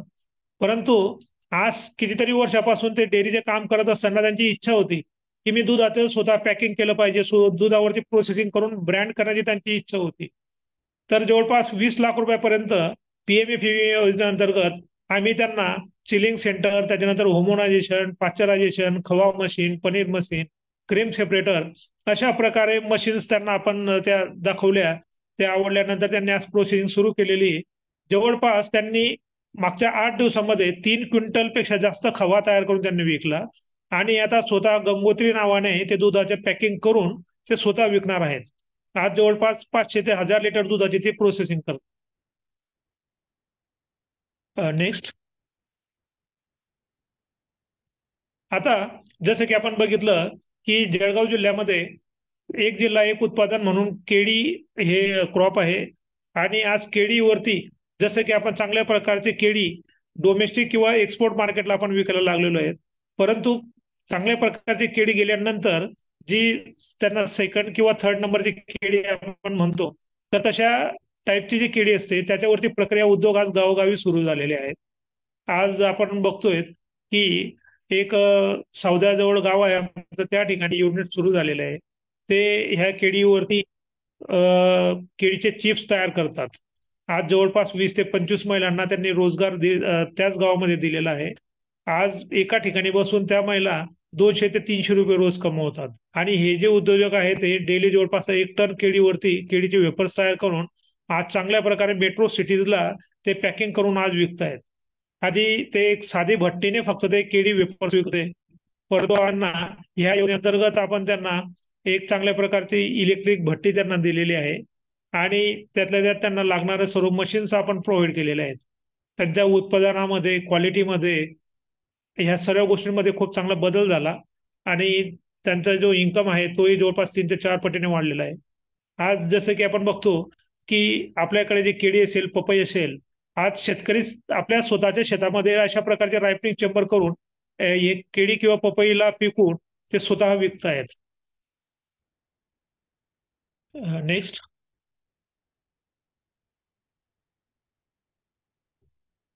आता यात जो भुसावळ तालुक्यातलं एक युनिट आहे, या ठिकाणी हा जो तरुण आहे, हे आधी एक साध्या भट्टीने केळी वेफर्स बनवत होते. MBA झाल्यामुळे त्यांना एक खंत होती की मला एक चांगल्या प्रकारे मार्केटिंग आणि ब्रँडिंग, जसं की हल्दीराम किंवा बालाजी आज वेफर्स विकतात, तशा पद्धतीने मला मार्केटिंगला उतरायचंय. आज त्यांना आपण आपल्या स्कीम अंतर्गत 20 लाख रुपयापर्यंत सर्व प्रकारच्या त्यांना मशीन्स दिल्या. आज नायट्रोजन पॅकिंग मशीन त्यांनी आणली आणि आज ते जवळपास राजस्थान पर्यंत केळी वेफर्स ते बाहेर पाठवतात. त्यांच्या उत्पादनामध्ये फरक पडला, क्वालिटीमध्ये फरक पडला आणि ब्रँड झाल्यामुळे आज जवळपास त्यांच्याकडे 10 ते 15 लोकांना रोजगार निर्मिती पण झाली. नेक्स्ट. आता जळगाव MIDC ला आमचे एक संघवी म्हणून उद्योजक आहेत. आज हे एक साध्या पद्धतीने केळी वेफर्स पॅकिंग करून ते विकत होते, परंतु आज ते केळी वेफर्स विक्रीला त्यांना काहीतरी लिमिट येत होती, कारण त्यांना जर का बाहेर पाठवायचे असेल तर त्यांच्याकडे कुठल्याही प्रकारचं नायट्रोजन पॅकिंग मशीन नसल्यामुळे त्याचं केळी वेफरचं सेल्फ लाईफ हे खूप कमी होतं. त्याच्यानंतर चांगल्या प्रकारे त्याच्यावरती स्टिकर नव्हते, नाव नसल्यामुळे आज त्यांना मार्केट मिळत होतं, परंतु देण्यासाठी त्यांना अडचणी येत होत्या. आज त्यांनी एक 25 ते 30 लाख रुपयापर्यंत PMFME योजनेअंतर्गत त्यांनी चांगल्या प्रकारची भट्टी घेतली, स्लायसर घेतलं, ड्रायर घेतलं, फ्रायर घेतलं आणि एक पॅकिंग मशीन घेतली. आज अशा पद्धतीने ते 50-100 ग्रॅमचे सुद्धा पॅकिंग करून आज जळगाव आणि जळगावच्या बाहेर मार्केटमध्ये ते विक्री करतायत. त्याच्यानंतर आपल्याकडे शेंगदाण्याची चिकी असतील, राजगिऱ्याचे लाडू असतील, असे विविध प्रकारचे उद्योजक आहेत.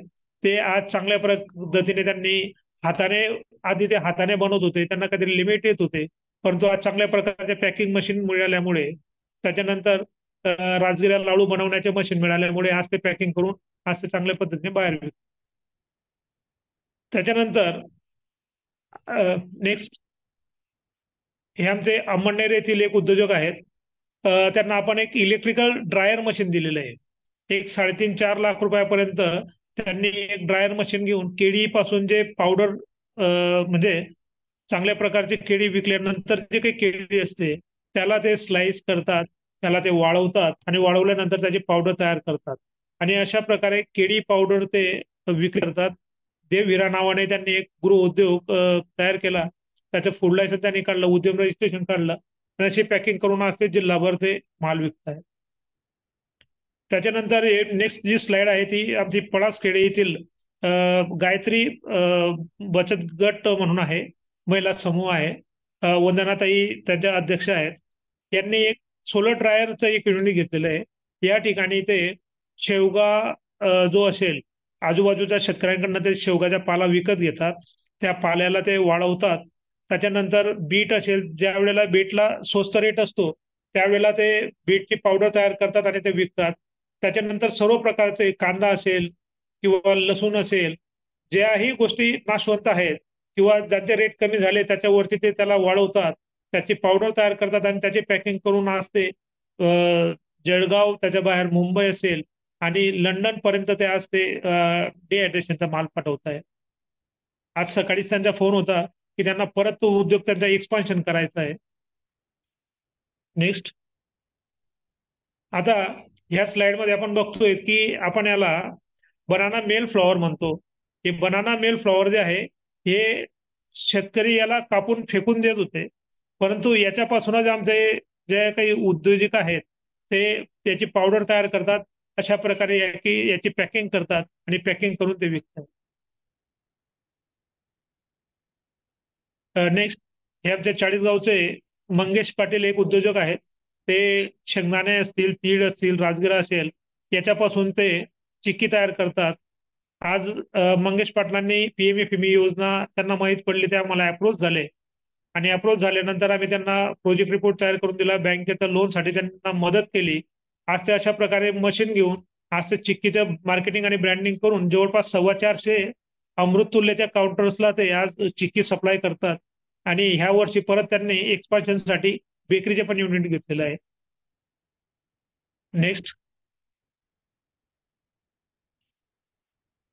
Sir, next. आता जसं की बेकरी उद्योग आहेत, आज जळगाव जिल्ह्यातून 10 ते 1500 बेकरी उद्योग आहेत की त्यांनी मैद्यापासून किंवा मैद्यामध्ये आता केळी पीठ वापरण्याचे सुद्धा ते प्रयोग करत आहेत. ते सर्व प्रकारचे टोस्ट असतील, खारी असेल, त्याच्यानंतर बिस्किट असतील, तर अशा प्रकारे पदार्थ तयार करून त्यांनी चांगल्या प्रकारचे ओव्हन या योजनेअंतर्गत घेतले. Sir, next please. तर त्यांनी अशा प्रकारचे ओव्हन वगैरे घेतले. आणि आज यात आपण बघतोय की नेरी इथं 2 बंधू आहेत, दोघंही MBA झालेले होते आणि दोघं बाहेर जॉब करत होते. ह्या योजनेची माहिती मिळाल्यानंतर त्यांनी अप्रोच झाले आणि आज 25 लाख रुपयापर्यंत त्यांनी एक चांगली बेकरीचे युनिट ओपन केलेलं आहे. आज जळगाव, जालना, औरंगाबाद या 3 जिल्ह्यांमध्ये ते आज त्यांचं ते माल सप्लाय करतात. Sir, next.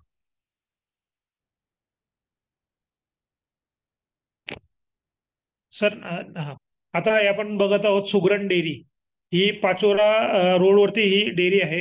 हे जे आमचे उद्योजक आहेत, समर्पित वाघ म्हणून, याचे जे समर्पित वाघ जे आहेत, यांचे वडील आधी एक दुग्ध व्यवसाय करायचे. परंतु त्याच्या असं लक्षात आलं की मला आता कुठेही न जाता मला स्वतःला इथं उद्योग एक्सपान्शन करायचं आहे. म्हणून आज समर्पितने PMFME योजनेअंतर्गत लाभ घेऊन स्वतः समर्पित आता तिथं कुल्फी तयार करतो आणि जवळपास एका दिवसाला 20 ते 30 हजार कुल्फी तयार करून आज समर्पित ते कुल्फीची विक्री करतोय. त्याच्यानंतर तो विविध प्रकारचे पेढे असतील, खवा असेल, असे कितीतरी डेअरी प्रोसेसिंगचे पदार्थ तो तयार करतो आणि विक्री करतो. हे एक रुची आईस्क्रीम म्हणून आहे जामनेर तालुक्यामध्ये. हे जे उद्योजक आहेत एक शेतकरी आहेत. आज त्यांच्याकडे जवळपास 15 ते 18 एकर शेती आहे. ते ज्या वेळेला पावसाळ्यामध्ये आईस्क्रीमचे सीजन नसतात त्यावेळेला ते शेती करतात आणि बाकीचे 8 महिने ते आईस्क्रीम तयार करून आज जवळपास पूर्ण जिल्ह्यावर ते आईस्क्रीम विक्री करतात. त्यांनी PMFME योजनेअंतर्गत आईस्क्रीम बनवण्याचे मशीन घेतलेत, एक कोल्ड स्टोरेज घेतलेलं आहे. हे आपलं एक पलोरायझर आहे. याच्यामध्ये आपण सर्व प्रकारचे म्हणजे पीठ असतील किंवा पशुखाद्य असतील किंवा मक्यावरती प्रोसेसिंग युनिट असतील, हे आमचं जळगाव MIDC एक युनिट आहे. ते याच्यावरती मका भरडा तयार करून विकतात.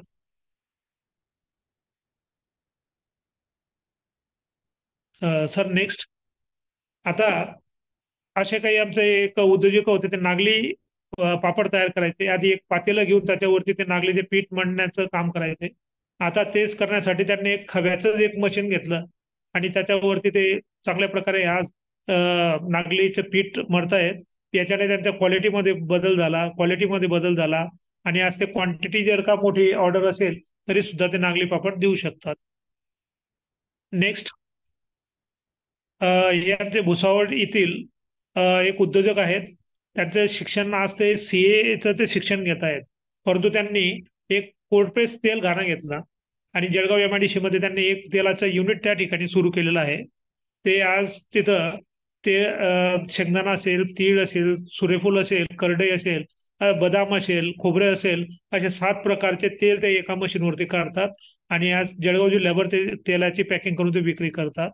परंतु त्यांच्या असं लक्षात आलं की तेल काढल्यानंतर जे ढेप तयार होते त्याच्यावरती प्रोसेसिंग व्हायला पाहिजे. तर नेक्स्ट स्लाइड मध्ये आपण ते मशीन बघत आहोत. त्याच्यामध्ये ते त्याची कांडी ढेप तयार करतात आणि पशुखाद्य तयार करून ते विक्री करतात.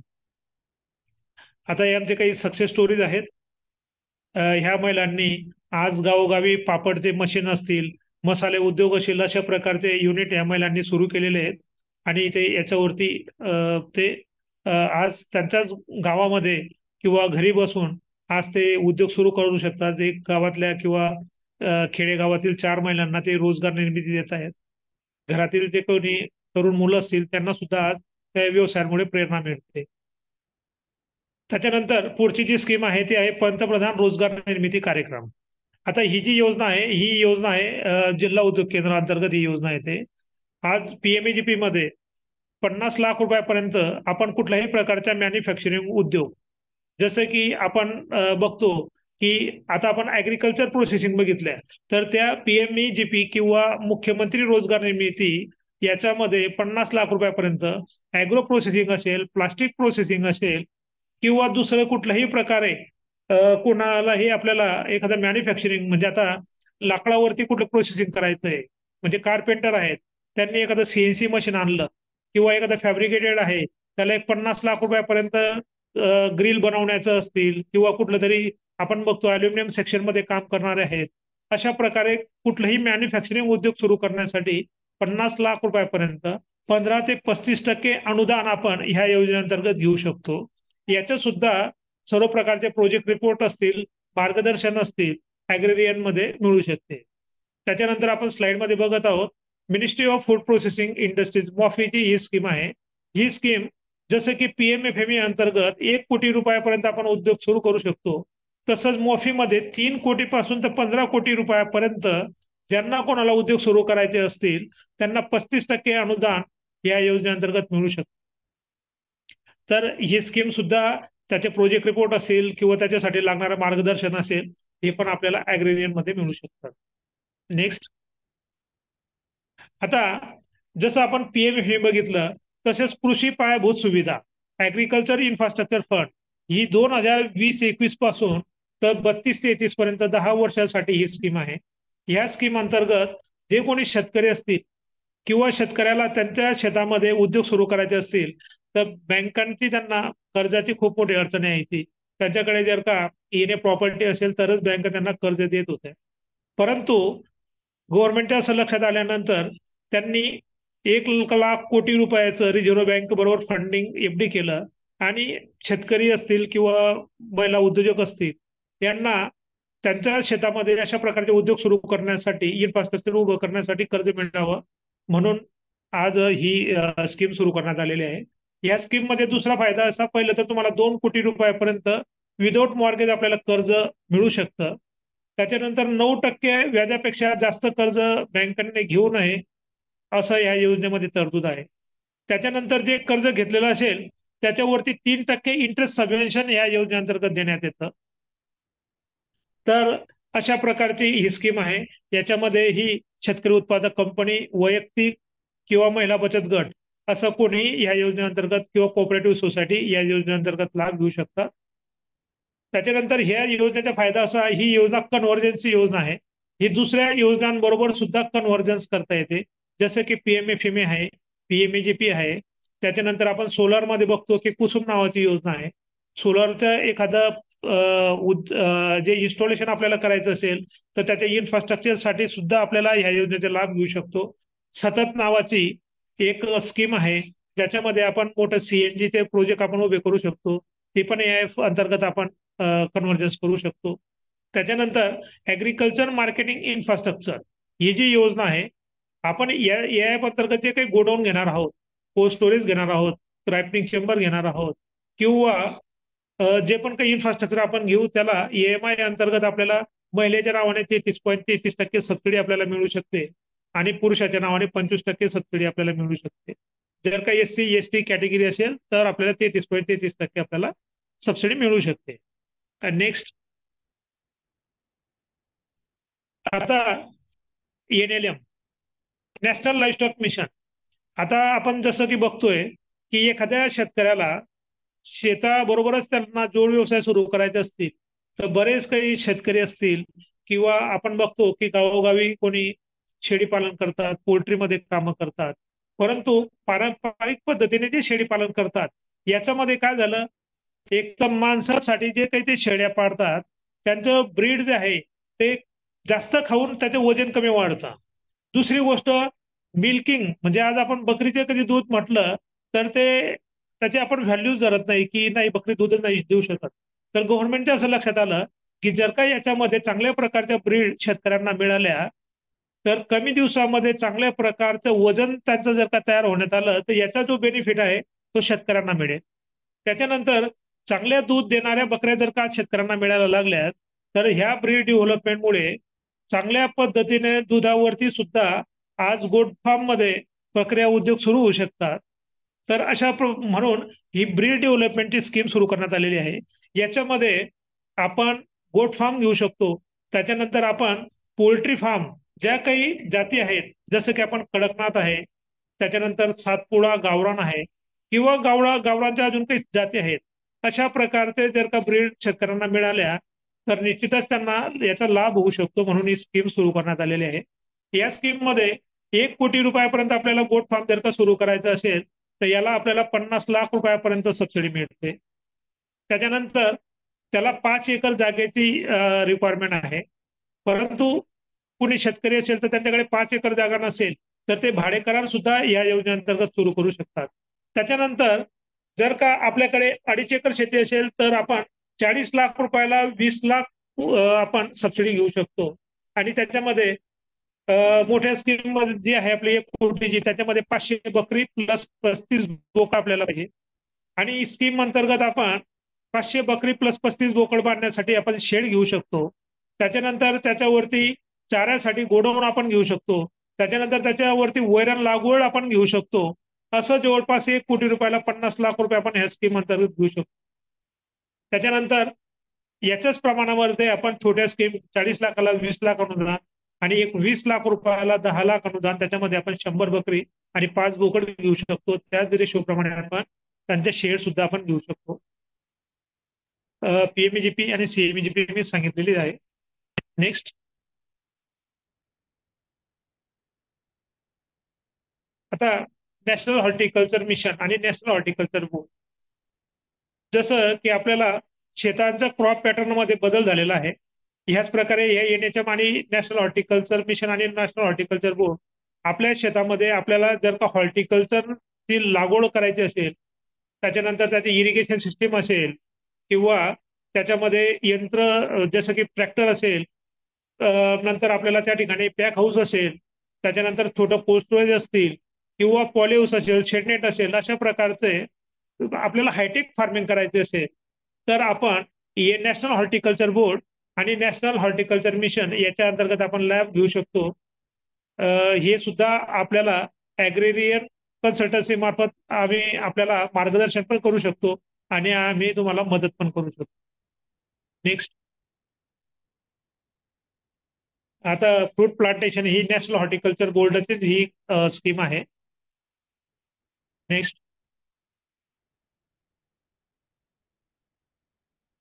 आता कोल्ड स्टोरेज जे मी आपल्याला नॅशनल हॉर्टिकल्चर बोर्ड मध्ये सांगितलं, 5,000 मेट्रिक टन पासून तर 1,000 मेट्रिक टन पर्यंत आपण नॅशनल हॉर्टिकल्चर बोर्ड मध्ये आपण कोल्ड स्टोरेज घेऊ शकतो.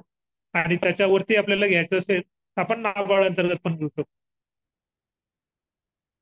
हे स्कीम घेण्यासाठी वैयक्तिक पार्टनरशिप किंवा एखादी फॉरवर्ड प्रोड्युसर कंपनी किंवा एसएचजी हे पण या योजनेअंतर्गत लाभ घेऊ शकतात. नेक्स्ट, आता गोडाऊन आणि कोल्ड स्टोरेज साठी आमच्याकडे agriculture marketing infrastructure, national horticulture mission, national horticulture board आणि नाबार्ड अशा 4 योजनेमधून आपण कपॅसिटीनुसार किंवा प्रोजेक्ट नीड बेस स्कीम आपण निवडून त्याच्यावर आपण मार्गदर्शन करू शकतो. जर का कोणालाही लाभ घ्यायचा असेल तर आपण आमच्याशी म्हणजे संपर्क साधू शकतात. मग त्याच्या बेसवरती आपण ते डिसाईड करू शकतो. Next, thank you. मी आता आमचे जे मार्गदर्शक आहेत आदरणीय भोकरे सर यांनी कंटिन्यू करावं असं त्यांना रिक्वेस्ट करतो. धन्यवाद. सबको मेरा प्रणाम. आणि सर्वांना आज का जो होळी आहे त्यानिमित्त सर्वांना शुभेच्छा देतो. आणि आपण आता पाहिलं की जल, जंगल, जमीन, जनावर आणि या संदर्भात तर खरं फार चांगला उपक्रम आज ऐकायला मिळाला. आणि सर्वांना ज्ञात आहे की चैत्राम पवार सरांचं फार मोठं काम आहे आणि त्यांचं आपल्या सर्वांच्या वतीने मी अभिनंदन पण करतो की मागील 30-32 वर्षामध्ये त्यांनी खरोखर फार चांगलं ट्रान्सफॉर्मेशन, म्हणजे आदिवासी विकास जो म्हणतो आपण, तर त्यांनी सस्टेनेबल जो काही विकास साधला तो फार अतिशय चांगल्या पद्धतीने केलेला आहे. आणि त्याच अनुषंगाने ज्यावेळेस मला विशाल म्हटला की आपल्याला हे काय काय आज कचल मार्गदर्शन करता येईल, तर नक्कीच नदीवर फार काय आम्ही बोललो नाही, परंतु नदीवर आपण फार मोठं काम आपल्या सगळ्या लोकांनी तयार केलेलं आहे आणि त्याचा फार चांगला उपयोग आज आपल्याला दिसतोय.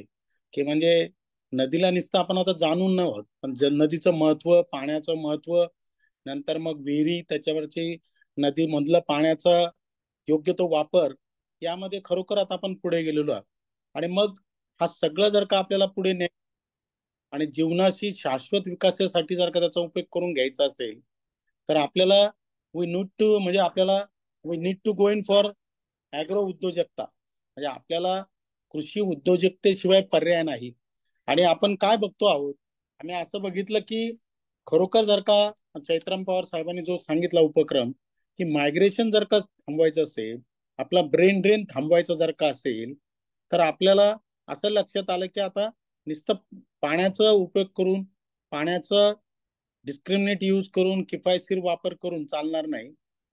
तर त्याबरोबरच वाढणाऱ्या उत्पादनाबरोबर आपण जोपर्यंत व्हॅल्यू ॲडिशन करणार नाही, म्हणजे आपण त्याला मूल्यवर्धित करणार नाही, आणि मूल्यवर्धित करण्याचा जो एक मार्ग आहे तो म्हणजे विविध प्रकारचे असलेल्या उपक्रमांचं कन्व्हर्जन्स. मग त्यामध्ये प्रोसेसिंग असेल, त्यामध्ये मग तुमचं असलेलं मार्केटिंग असेल, नंतर मग सगळ्या प्रकारचं इन्क्लुजन करून आपल्याला ते करायचं आहे. मग आता जसं पाहिलं की जल, जंगल, जमीन, जनावर आणि यांचा खरं तर काय संबंध, तर मी असा लावला की जमीन आपण बघतो की म्हणजे महत्वाचं म्हणजे जल आणि जंगल. आता जंगलामधून काय, तर नक्कीच त्याचं कॉन्झर्वेशन आपल्याला फार महत्वाचं आहे. मग ते पाण्याच्या दृष्टीने असेल, फॉरेस्टच्या दृष्टीने असेल, ही एक सर्कल आहे. मग रेनफॉल, मग अगेन क्रॉपिंग पॅटर्न. आता जसं चैत्राम पवार सरांनी सांगितलं की फार्मर प्रोड्युसर कंपनीज आहेत, मग आपल्याला फॉरेस्ट प्रोड्यूसवर आधारित प्रोसेसिंग युनिट आपल्याला कसे टाकता येईल. उदाहरणार्थ आम्ही पाहिलं की आमचूर, म्हणजे त्याला फार महत्व आहे.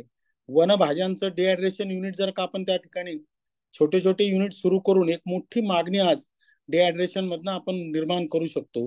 आणि वनभाज्या ह्या 12 महिने सगळ्या ठिकाणी उपलब्ध होत नाहीत, पण त्या जर का मोठ्या प्रमाणात, आज जसं पवार सर म्हटले की जवळपास त्यांच्याकडे त्यांनी असं पाहिलं की आज आपण जवळपास 445 स्पीसीज आहेत, आणि त्यापैकी जर का 110 व्हरायटीज ऑफ व्हेजिटेबल असतील, आणि त्या अतिशय म्हणजे वैद्यक दृष्ट्या आपल्या जीवनासाठी जर का आवश्यक असतील, तर ते आपल्याला डिहायड्रेशन फॉर्म मध्ये वर्षभर जिथं मिळत नाही त्या लोकांसाठी उपलब्ध करून देण्यासाठी या एफपीसीचं जर का चांगलं कन्व्हर्जन केलं, तर मला वाटतं आपल्याला ते फार मूल्यवर्धित राहील.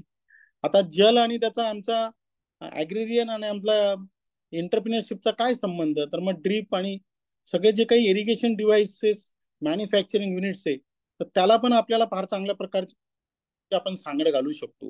म्हणजे लाईव्हलीहूड बेस्ट सस्टेनेबल ग्रोथ करण्यासाठी हा सगळा उपयोग आपण करू शकतो. जमिनीवरती जेवढं काही क्रॉप बेस्ड मॅन्युफॅक्चरिंग इंडस्ट्रीज आहेत, फॉर एक्झाम्पल आपण आता डाळ पिकं, म्हणजे डाळवर्गीय पिकं घेतो आपण, मग त्यामध्ये मूग, उडीद, तूर असेल, हरभरा असेल, मग याच्या दाल मिल मध्ये आपल्याला छोट्या कसं कन्व्हर्जन करता येईल, ब्रँडिंग मध्ये कसं करता येईल, त्याचं फ्लोरिंग मिल मध्ये कसं करता येईल, ऑइल सीड असेल तर मग ऑइल मॅन्युफॅक्चरिंग युनिट्स कसे टाकता येईल, कोल्ड कॉम्प्रेस ऑइल कसे करता येईल, लाकडीचे घाणे कसे करता येईल. नंतर मग फ्रूट क्रॉप्स असतील तर मग बनाना, आपण ती चर्चा केली. म्हणजे फ्रूट क्रॉप प्लांटेशन असेल, तर म्हणजे सगळ्या प्रकारचं कन्व्हर्जन शेवटी हे कृषी उद्योजकता आहे. कारण की आज आम्ही असं पाहतोय की कोरोना नंतरच्या काळामध्ये सगळे उच्च शिक्षित, म्हणजे आम्ही आता पाहतोय की फार चांगल्या प्रकारचा जो ब्रेन ड्रेन झालेला होता, तो परत जर का ग्रामीण भागात आला असेल, आणि ग्रामीण भागाचा खरा जर का विकास असा आता असेल, तर तो कृषीवर आधारित उद्योजकता आहे. मग जनावरांचा तर काय संबंध, तर मग जनावरांचा एनएलएम साठी आपण उपयोग करू, म्हणजे त्यांची पैदास कशी चांगल्या प्रकारचा ब्रीड वाढवता येईल. मिल्क प्रोडक्शन असेल, मग त्यासाठी पीएमईजीपी आहे. अॅनिमल फीड मॅन्युफॅक्चरिंग साठी पीएमएफएमई आहे. म्हणजे एकूण एकंदरीत जर का पाहिलं, तर या सगळ्या बिंदूंवरती शेवटी जर का तुम्हाला शाश्वत किफायतशीर जर का तो आपल्या आनंददायी जीवनासाठी करायचा असेल, आणि म्हणजे वातावरणाशी समतोल, रोजगाराची निर्मिती, नंतर मग सोशल ट्रान्सफॉर्मेशन जर का करायचं असेल, तर आपल्याला या सगळ्या योजनांचं कन्व्हर्जन की आज आपण करतो आहोत. आज असं आम्ही पाहिलं की ह्या कृषी उद्योजकता आल्यानंतर ग्रामीण भागात काय बदल झाले, तर आम्ही असं आमच्या लक्षात आलं की मोठ्या प्रमाणात जो काही उच्च शिक्षित आता जो वर्ग आहे तो पुन्हा आता गावाकडे येतोय. आणि त्या गावात आल्यामुळे त्यांच्याकडचं असलेलं तांत्रिक ज्ञान, त्यांच्याकडचं असलेलं विजन, त्यांच्याकडचं असलेलं सोशल मीडियाचा वापर, त्यांचे असलेले कॉन्टॅक्ट, जगभरातले कॉन्टॅक्ट व नंतर मग प्रिंट मीडिया आणि इलेक्ट्रॉनिक मीडियाचा त्यांचा वापर करण्याची क्षमता, यामुळे फार मोठं इन्क्लुजन आणि त्यांना दिलेल्या रोजगारामुळे आज जवळपास आमचं असं लक्षात आलं की या 2 वर्षामध्ये जे काही 400-500 जे युनिट आमचे उभे राहिले, सरासरी 5 लोक जरी काम केलं तर 2,000 लोकांना काम मिळतं. आणि 2,000 लोकांना कामच नव्हे तर त्याचे फायनान्शियल इन्क्लुजन किती आपल्याला आज मिळतात. दुसरी गोष्ट असं झालं की सोशल ट्रान्सफॉर्मेशन मी जे नेहमीच पाहतो की आज आमच्याकडे अशी इतके यंग एंटरप्रिनर्स आहेत की जे नोकरीनिमित्त बाहेरगावी जाणार होते आणि आई वडिलांपासून दूर जाणार होते, पण आज असं आमच्या लक्षात आलं की ग्रामीण भागामध्ये सुद्धा हे उद्योजकतेला खिळून आहेत. ग्रामीण भागामध्ये त्यांच्या आई वडिलांबरोबर राहतात. आणि म्हणून हा एक फार इनडायरेक्ट आणि डायरेक्ट हा फार मोठा बदल आम्हाला दिसतोय. आणि बोध म्हणजे जो एंटरप्रिनर पण हॅप्पी आहे आणि आई वडील पण हॅप्पी आहे आणि व्यवसायाला पूरक ठरतायत.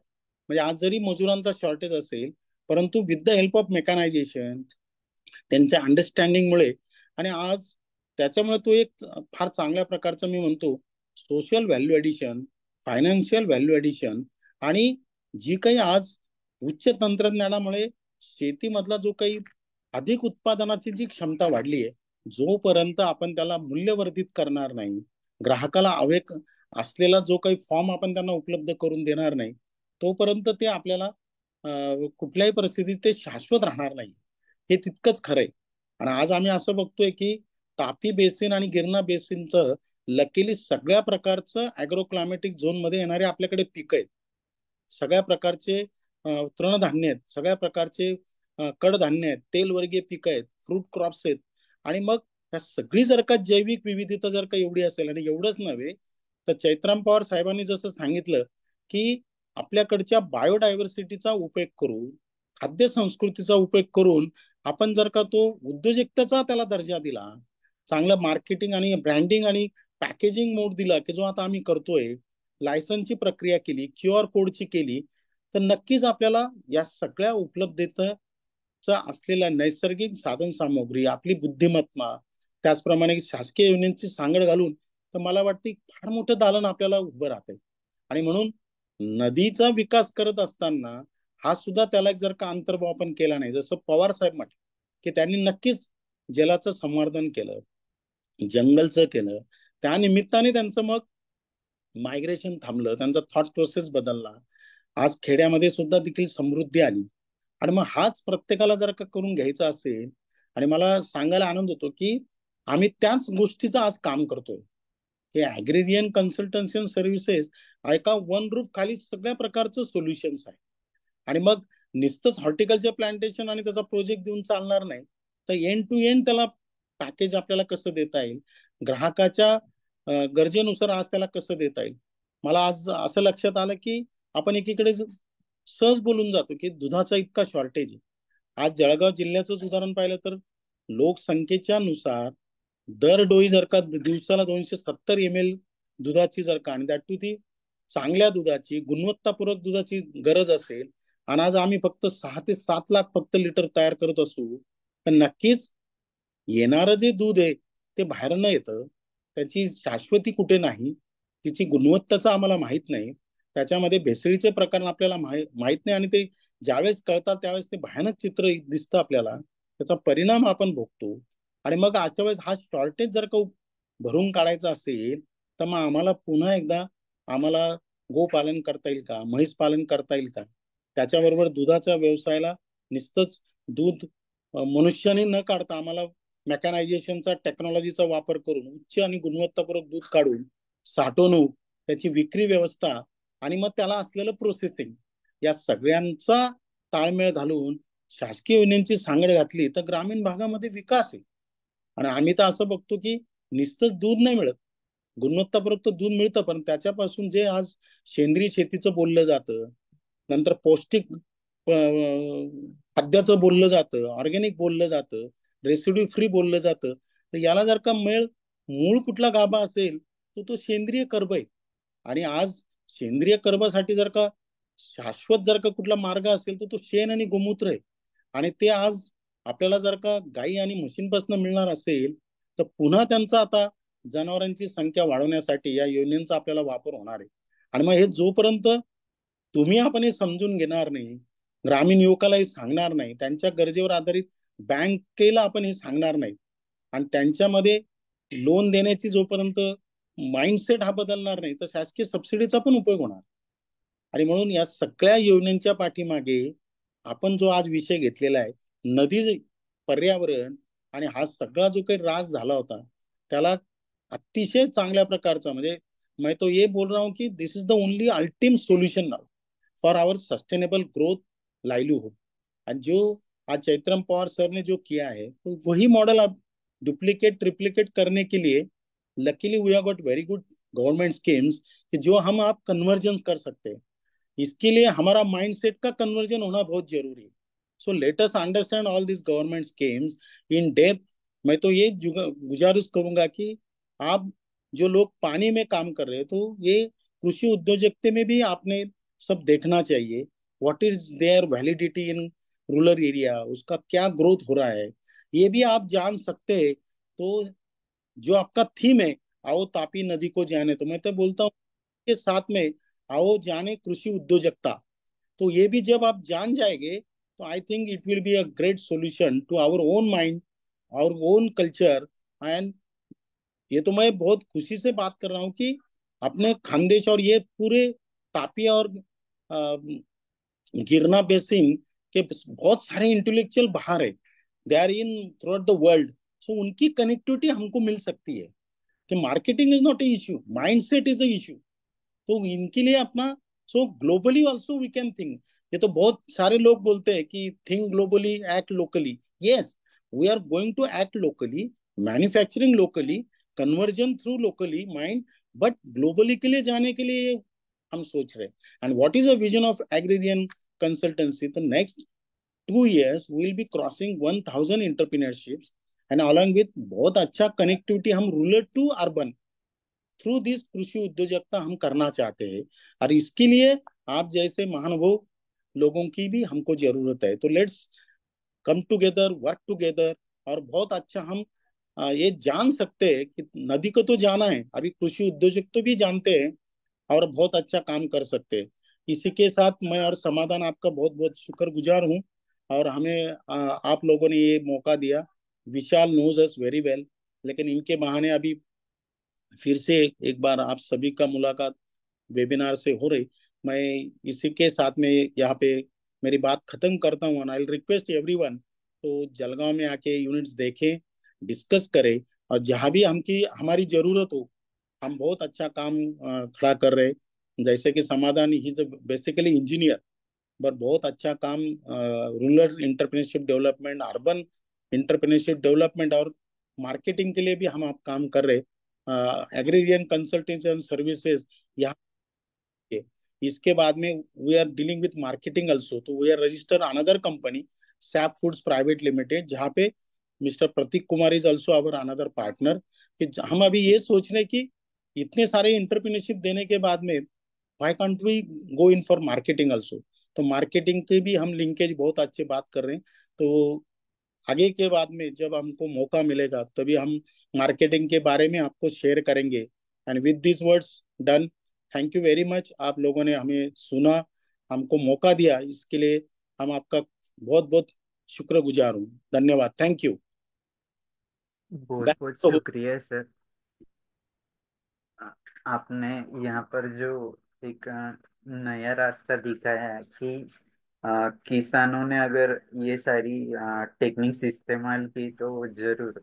और ये स्कीम तो बहुत है लेकिन स्कीम का इम्प्लीमेंटेशन नहीं हो रहा है, जिसके लिए आप जैसे लोग मदद कर रहे सोसाइटी को, तो वो बड़ी बात है. मैं हमारे साथ जो भी साथी है उनसे रिक्वेस्ट करता हूँ कि जो भी उनके मन में सवाल है वो इसके बारे में पूछे. उसके पहले एक बात शेयर करना चाहता हूँ. जैसे कि आपने जिक्र किया कि आओ नदी को जाने के साथ साथ सारी चीजें जानना चाहिए. हमारे जो मेंटर है डॉक्टर राजेंद्र सिंह जी, वो हमेशा कहते हैं कि जब भी आप नदी में काम कर रहे हो तो चार चीजें तो बहुत इंपॉर्टेंट है जो पिलर्स है नदी के। एक तो संत, जैसे आप जैसे महानुभाव जो अलग अलग फील्ड में काम करते हैं। कोई साइंटिस्ट है, कोई फार्मर है, कोई टीचर है, कोई सोशल वर्कर है। इसके अलावा गवर्नमेंट का भी सबसे इम्पोर्टेंट रोल है। जैसे कि आपने सारे स्कीम यहाँ पर शेयर किए कि स्कीम्स बहुत है, लेकिन वो जो भी लाभ फार्मर है उसके पास पहुंच नहीं रहे। तीसरी चीज है कि महाजन, मतलब जो भी सीएसआर फंडिंग है, जैसे चैत्राम पवार सर ने कहा कि उन्हें जब जब जरूरत पड़ी तो बहुत सारे सीएसआर देने वाले भी लोग मिले। तो और चौथी चीज है सोसाइटी। जैसे आप सोसाइटी के लिए काम कर रहे हैं, चैत्राम पवार सर सोसाइटी के साथ काम कर रहे हैं। तो ये चीज बहुत इम्पोर्टेंट है। मैं ज्यादा वक्त न लेते हुए हमारे मेंटर भिला पाटिल सर, उनसे रिक्वेस्ट करता हूँ कि वो बात शुरू करें। बाकी सारे लोगों का हम एक एक ये मंच खुला करते हैं। भिला पाटिल सर। Yes, yes. नमस्कार सरांना आणि होळीच्या हार्दिक शुभेच्छा. आज म्हणजे जो प्रोग्राम चालत आहे फार एक्सिलेंट म्हणजे त्याला कंप्लीट मध्ये अगदी खूपच म्हणजे उत्कृष्ट पद्धतीने म्हणजे सुरुवातीपासून जनरली आपल्या प्रोग्राम मध्ये सर तुमचा आवाज भिला पाटील सर आवाज ब्रेक होतोय. ब्रेक होतोय. हॅलो, येतो का आता? सर व्हिडिओ बंद करून बोलून बघा, कदाचित त्याच्यामुळे. येतो का? बॅकग्राऊंडला काहीतरी खरखर खरखर असा आवाज येतोय सर. तुमचं दोन दोन युनिट चालू आहेत वाटतं. नाही मी ते ठीक आहे सर, बोला. हा, येतोय का आवाज आता? व्हिडिओ चालू करूनच बोला, काही प्रॉब्लेम नाही. ठीक आहे, येतो ना. ठीक आहे. जनरली मी म्हणत होतो की आपल्या प्रोग्राम मध्ये 2 जणांचा 2 वक्ते असतात. आज 3 वक्ते आहेत.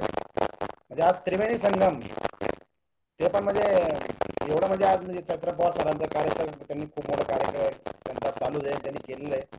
सोबत समाधान पाटील सरांनी जे सांगितलं आणि शरद भोकरे सरांनी त्यांचं पूर्ण म्हणजे कंपनीचं काय आहे त्यांनी ते खरोखर महत्वाचं आहे. फक्त पिकून दुसऱ्या जागी बाजारात देण्यापेक्षा खानदेशमध्ये विविधता आहे तिचा पुरेपूर उपयोग करून म्हणजे आता त्यांनी पाण्याचं पण म्हटलं की मी सगळे बाकी जण पाण्यावर काम करतोच आहेत.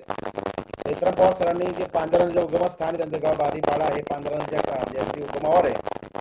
त्यांनी जे केलेलं आहे काम ते म्हणजे अगदी म्हणजे त्याला काही शब्द नाहीत आपले त्यांच्या याला करायला. सोबत आम्ही सर्व जे नदीवर काम करणारे लोक आहेत. खानदेश हा बेट समृद्ध होता. एकेकाळी मी म्हणजे लहानपणी बघितलं तर सर आमच्या तापी असो, बोरी असो, पांजरा असो, गिरणा असो, वाघुरा असो, सऱ्यांना ज्या वाहत होत्या आणि विशेष म्हणजे पाटाचं पाणी आमच्या शेतापर्यंत पोहोचत होतं त्या काळामध्ये. परंतु कालांतराने कसं झालं, आधुनिकता आल्यानंतर काय आधुनिकतेमुळे काय लोकांना बोरिंग केल्या, जमिनीतलं पाणी उपसत गेले, दिवसेंदिवस पावसाळा सुद्धा कमी होत गेलेला. पण त्या अनुषंगाने त्यात भरणा झाली नाही आणि बरेच लोक आमच्यासारखे जे आता स्थलांतरित झाले पुणे, मुंबई किंवा बाहेरच्या देशामध्ये गेलेले बरेच खानदेशचे लोक बाहेरच साधारण म्हणजे कामासाठी. पण आता जे साहेबांनी सांगितलं की बा एवढे उद्यमी मोठं लिस्ट अगदी थांबायला तयार नव्हतं. समाधान पाटलांची लिस्ट खूप छान काम आहे त्यांचं सगळ्यांचं. आता मी काय जास्त म्हणजे त्यांचं एवढंच काम आहे की म्हणजे आता परत त्यांना प्रत्यक्ष चैत्र पवार सर असो का समाधान पाटील भोकर त्यांना प्रत्यक्ष भेटल्यावरच किंवा जळगावमध्ये गेल्यानंतर प्रत्यक्ष भेटून त्यांच्या कामाचं आपल्याला नदी मध्ये पाणी आणणं आपल्या सरांच्या बाकी त्यांचं काम आहे. त्यांचं काम म्हणजे आता त्यांनी शेती उद्योग असतील, इतर त्यांनी प्रक्रिया असतील, जे उद्योजक असतील नवीन उद्योगांना प्रोत्साहन देणं ते करतायत. आपण त्यांना सर्व मिळून प्रत्येक सपोर्ट करू. नद्यांना जसं अविरत कशा निर्मळ होतील आणि पाणी वेगळ्या ठिकाणी जे ट्रान्सफर करायचे. गिरणा जे नदी आहे सर्वात मोठी, म्हणजे ती नदीला जे पाणी आज गिरणाच्या उगमस्थानावर जसं पांढऱ्याच्या उगमस्थानावर चैत्राम पवार सरांनी एवढं काम केलेलं आहे, तसंच गिरणीच्या उगमस्थानी एवढा पाऊस पडतो की तो पाणी सर्व वाहून परत समुद्रात पोहोचतो. तो नारपांचा प्रकल्प झाला, 30-35 किलोमीटरचा बोगदा झाला, तर पाणी आमची पूर्ण गिरणा सुद्धा जिवंत होईल. गिरणा जिवंत झाले म्हणजे पूर्ण अर्धा पेक्षा जास्त खानदेश जिवंत होईल. तापी नदीचे 30 कंडिशन आहे. तापी नदीचा जो उजवा पट्टा आहे म्हणजे रावेर असेल, यावल असेल, शिरपूर असेल, चोपडा असेल, हातूर धरामध्ये 60-70 गाठ आता साचलेला आहे. त्यामुळे ज्याचा पावसाळा सुरू होतो पाणी सगळं निघून जातं, त्याच्या शेताला पाणी जात नाही. त्यामुळे शेतकऱ्यांचा जेवढी केळी पिकवणारा भागांचा हे झालेला आहे. विविध पिकं कपाशी असेल, ज्वारी असेल, बाजरी असेल, कडधान्य असतील, सर्व पिकवणारा खानदेश आहे. त्यासाठी सर्वांनी एकजूट होऊन काम करू असं मी माझ्यातर्फे हे आमच्या जे प्रोग्राम गावी देतो तुम्हाला सर. आणि धन्यवाद तुमचा. आम्हाला म्हणजे आज खूप म्हणजे एक वेगळंच आहे म्हणजे खरं सांगता आम्ही एवढे काम करतो. मी स्वतः तुम्ही म्हटलं की इरिगेशनच्या सुरुवात ज्यावेळेस मी 1986 ला भारतामध्ये आली, मी 87 ला इरिगेशनला जॉईन केलं. त्यावेळेस शेतकरीकडे जर गेलं तर म्हणायचे का कुठून तुम्ही पाईपांचा आणला वावर माबा सर्व शेतामध्ये बैलांना जाऊन. आता बघा उलट झालं, शेतात बैलांच्या ते इरिगेशनचे पाईप जात म्हणून लोक इरिगेशन करत नव्हते. बघा आता पहिलंच गायब झाली आणि आता इरिगेशनवर सर्व डिपेंडन्सी राहिली आपली सगळ्यांची. आणि तुम्ही आता सर्व उद्योजकाच्या तर्फे आता परत त्याला एक प्रयत्न करताय, त्याबद्दल सर्वांचा धन्यवाद. धन्यवाद परत एकदा. म्हणजे आजची होळीमुळे सरांना आता होळीचा टाइम झालेला, परत अजून एकदा शुभेच्छा देतो. धन्यवाद सर. धन्यवाद भिला पाटील सर, नागेश व्यास जी, अंकुश जी, हेमंत बहुत जी। बहुत हाँ बहुत बहुत बोलिए धन्यवाद। नागेश जी। हाँ बहुत बहुत धन्यवाद सोलंकी जी। बहुत अच्छा। एक तो ये आप लोग बड़ी शालीनता से एक बड़े ज्वलंत सब्जेक्ट को उठाते हैं और बड़ी शालीनता से जितने भी अपने स्पीकर्स आते हैं वो बड़े विस्तार से अपनी बात को कहते हैं। ये इस कार्यक्रम की बड़ी गरिमा है। मैं हमेशा देखता हूँ, नेशनल इंटरनेशनल लेवल देखता हूँ तो काफी कई बार होच पोच हो जाता है नॉलेज का, कई बार बहुत सारी चीजों का एक कॉन्फ़िगरेशन के साथ साथ कंफ्यूजन भी हो जाता है। लेकिन यहाँ पर तीनों जो अपने वक्ता थे उन्होंने सिलसिलेवार एक किस तरह का डेवलपमेंट होना चाहिए, क्योंकि पानी को जानने के बाद में पानी का करेंगे क्या। क्योंकि आप देखिए उत्तराखंड में मैं देखता हूँ कि वहाँ पर कई लोग अपना घर छोड़ के चले गए हैं। अब कई लोग वहाँ पे बुजुर्ग लोग हैं वहाँ पर, अब उनको सब कुछ पता है लेकिन उनके पास योजनाएं नहीं है, नया माइंडसेट नहीं है। तो ऐसे ऐसे वक्तव्य, इस तरह के सेमिनार अगर हम देश के लिए और जगह पर करेंगे तो एक कार्यक्रम की बड़ी सार्थकता होगी। लेकिन मुझे बहुत खुशी है कि आप इन ज्वलंत मुद्दों को लेके उठा रहे हैं। तो टेप टेप या इनका कुछ यूट्यूब से कोई इन्फॉर्मेशन अगर उनके पास तक हमारे पास पहुंच जाएगी तो मैं उनके पास पहुंचाने का प्रयास करूंगा ताकि ज्यादा से ज्यादा लोग इसका फायदा उठा पाएं। मैं यही कहना चाहता हूँ, बधाई देता हूँ सबको कि देश की समस्याओं को लेके अपन इस फोरम के ऊपर बात कर रहे हैं। ये पानी की समस्या नहीं है, सिर्फ रोजगार की समस्या नहीं है, ये एक एक सिविक सेंस को डेवलप करने वाली बात भी है कि अगर आदमी के पास में व्हाट नेक्स्ट हमने एक गांव से लगा के एक्सपोर्ट तक की पूरी बातचीत की है और पूरे सिलसिलेवार बातचीत की है और बड़ा डिसिप्लिन में बातचीत की है। तो मुझे बहुत अच्छा लगा ये, और इस तरीके के प्रयास जारी होना चाहिए। मैं अपनी तरफ से होली की बहुत शुभकामना देता हूँ। हालांकि थोड़ा सा मराठी के कुछ शब्द मुझे कभी कभी मुझे समझने में दिक्कत पड़ी है, तो मैं उसके लिए क्षमा चाहता हूँ अगर मैं उनको डिस्क्राइब नहीं कर पाया हूँ या उनके बारे में नहीं समझ पाया हूँ तो। लेकिन हाँ, मैं ये चाहता हूँ कि इस तरीके के रीजनल लैंग्वेजेस में भी इस तरह के प्रोग्राम होते हैं तो वो वाकई में रूरल लोगों के लिए बहुत जानकारी से भरे हुए होते हैं और उनका उपयोग वहाँ के जिनको के वाकई में जरूरत है, क्योंकि हम लोग के पास तो बहुत सारी सुविधाएं हैं और हम उनको अलग अलग फोरम से प्राप्त कर सकते हैं। पर हाँ, जो लोग वाकई में काम करना चाहते हैं उनके लिए ये प्रोग्राम बहुत सार्थक है। मैं आपको अपनी तरफ से बहुत शुभकामना देता हूँ, होली की बहुत बधाई देता हूँ। और मैं जितने भी अपने स्पीकर्स हैं मैं चाहता हूँ कि वे अपना जो वक्तव्य है उनका जो रिकॉर्डिंग अगर हम लोग को मिल जाए तो बहुत अच्छा रहेगा। बहुत बहुत धन्यवाद आपका। शुक्रिया नागेश जी। मुझे आपका ईमेल आईडी और व्हाट्सएप नंबर शेयर कीजिए, तो मैं मैं आपको सभी रिकॉर्डिंग्स का लिंक शेयर कर दूंगा। जी जी, अ, बहुत बहुत धन्यवाद। बहुत बहुत ये बहुत बड़ी मदद होगी सबके लिए, क्योंकि क्या होता है कि हो सकता है कि हमारे साथ लोग बाग और इससे जुड़ने का सिलसिला बन जाएगा लोगों का, और देश के अलग अलग हिस्सों में जुड़ने की कोशिश करेंगे अपन, और स्पीकर्स भी हम आपको देंगे। तो मैं सारी चीज़ों को मैं आपको करता हूँ, और मैं अपनी तरफ से बहुत मतलब कोशिश करूंगा कि प्रोग्राम को और आगे लेके जाने की अपना प्रयास है तो उसको आगे लेके जाएंगे।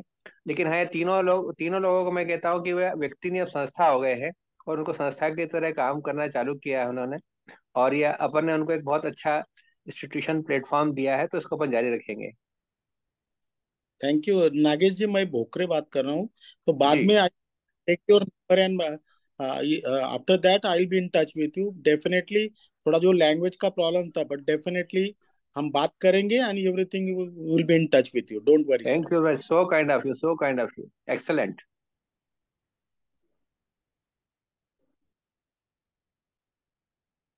बहुत बहुत शुक्रिया नागेश जी। राधे श्याम जी, अंकुश जी, हेमंत पाटिल जी, आपको कुछ बात रखना है तो अनम्यूट कीजिए। अं, विशाल दादा, नमस्कार सगळ्यांना आणि धन्यवाद तुमचे खास करून का तर चैत्राम पवार सरांना खूप दिवस ऐकण्याची इच्छा होती. सुरुवातीला म्हणजे त्यांचं मी बघितलं की म्हणलं नाही, आज आपल्याला जॉईनच करायचं आहे. चैत्राम पवार सरांना ऐकायचं होतं, खूप दिवस वाचलं होतं बरंच काही, पुरस्कार मिळाल्यानंतरही वाचलं होतं, परंतु आज खूप त्यांना म्हणजे ऐकायला मिळालं. जसं की डॉक्टर राजेंद्र सिंह जे आहे तसंच एकदम साध्या सिंपल राहणारे व्यक्ती आहे असं त्यांच्या बोलण्यातून जाणवतं. आणि मी ऐकायला आलो तर ऍक्च्युली चैत्राम पवार सरांना, परंतु भोकरे सरांनाही खूप छान ऐकलं. आणि खूप धन्यवाद त्यांचे की आता ग्रामीण भागामध्ये आपण आता मी ग्रामीण भागात काम करतो, मला कल्पना आहे की शेतकऱ्यांना किंवा ग्रामीण भागातील लोकांना एखादी योजना राबवायची असेल तर बरेच हेलपाटे मारावे लागतात. ते प्रोजेक्ट रिपोर्ट वगैरे ते सांगत होते, त्यासाठी बरंच काही त्यांना ते नको ते कामं करत बसायला लागतात. परंतु हे ते एकाच छताखाली त्यांना ते देत आहेत. त्याबद्दल विशेष करून भोकरे सरांचा आभार. आज खूप चांगल्या पद्धतीने वेबिनार पार पडला. विशाल दादा, आपण ही वेबिनार आयोजित केली त्याबद्दल आपले आभार, धन्यवाद. धन्यवाद अंकुश जी. हेमंत पाटील सर, तुम्ही अनम्यूट केलं, बोला ना.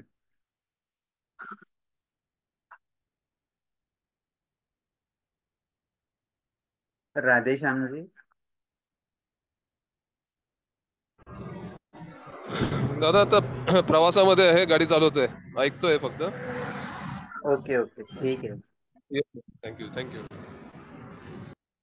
वैभवी पाटील, सुनीता दीदी.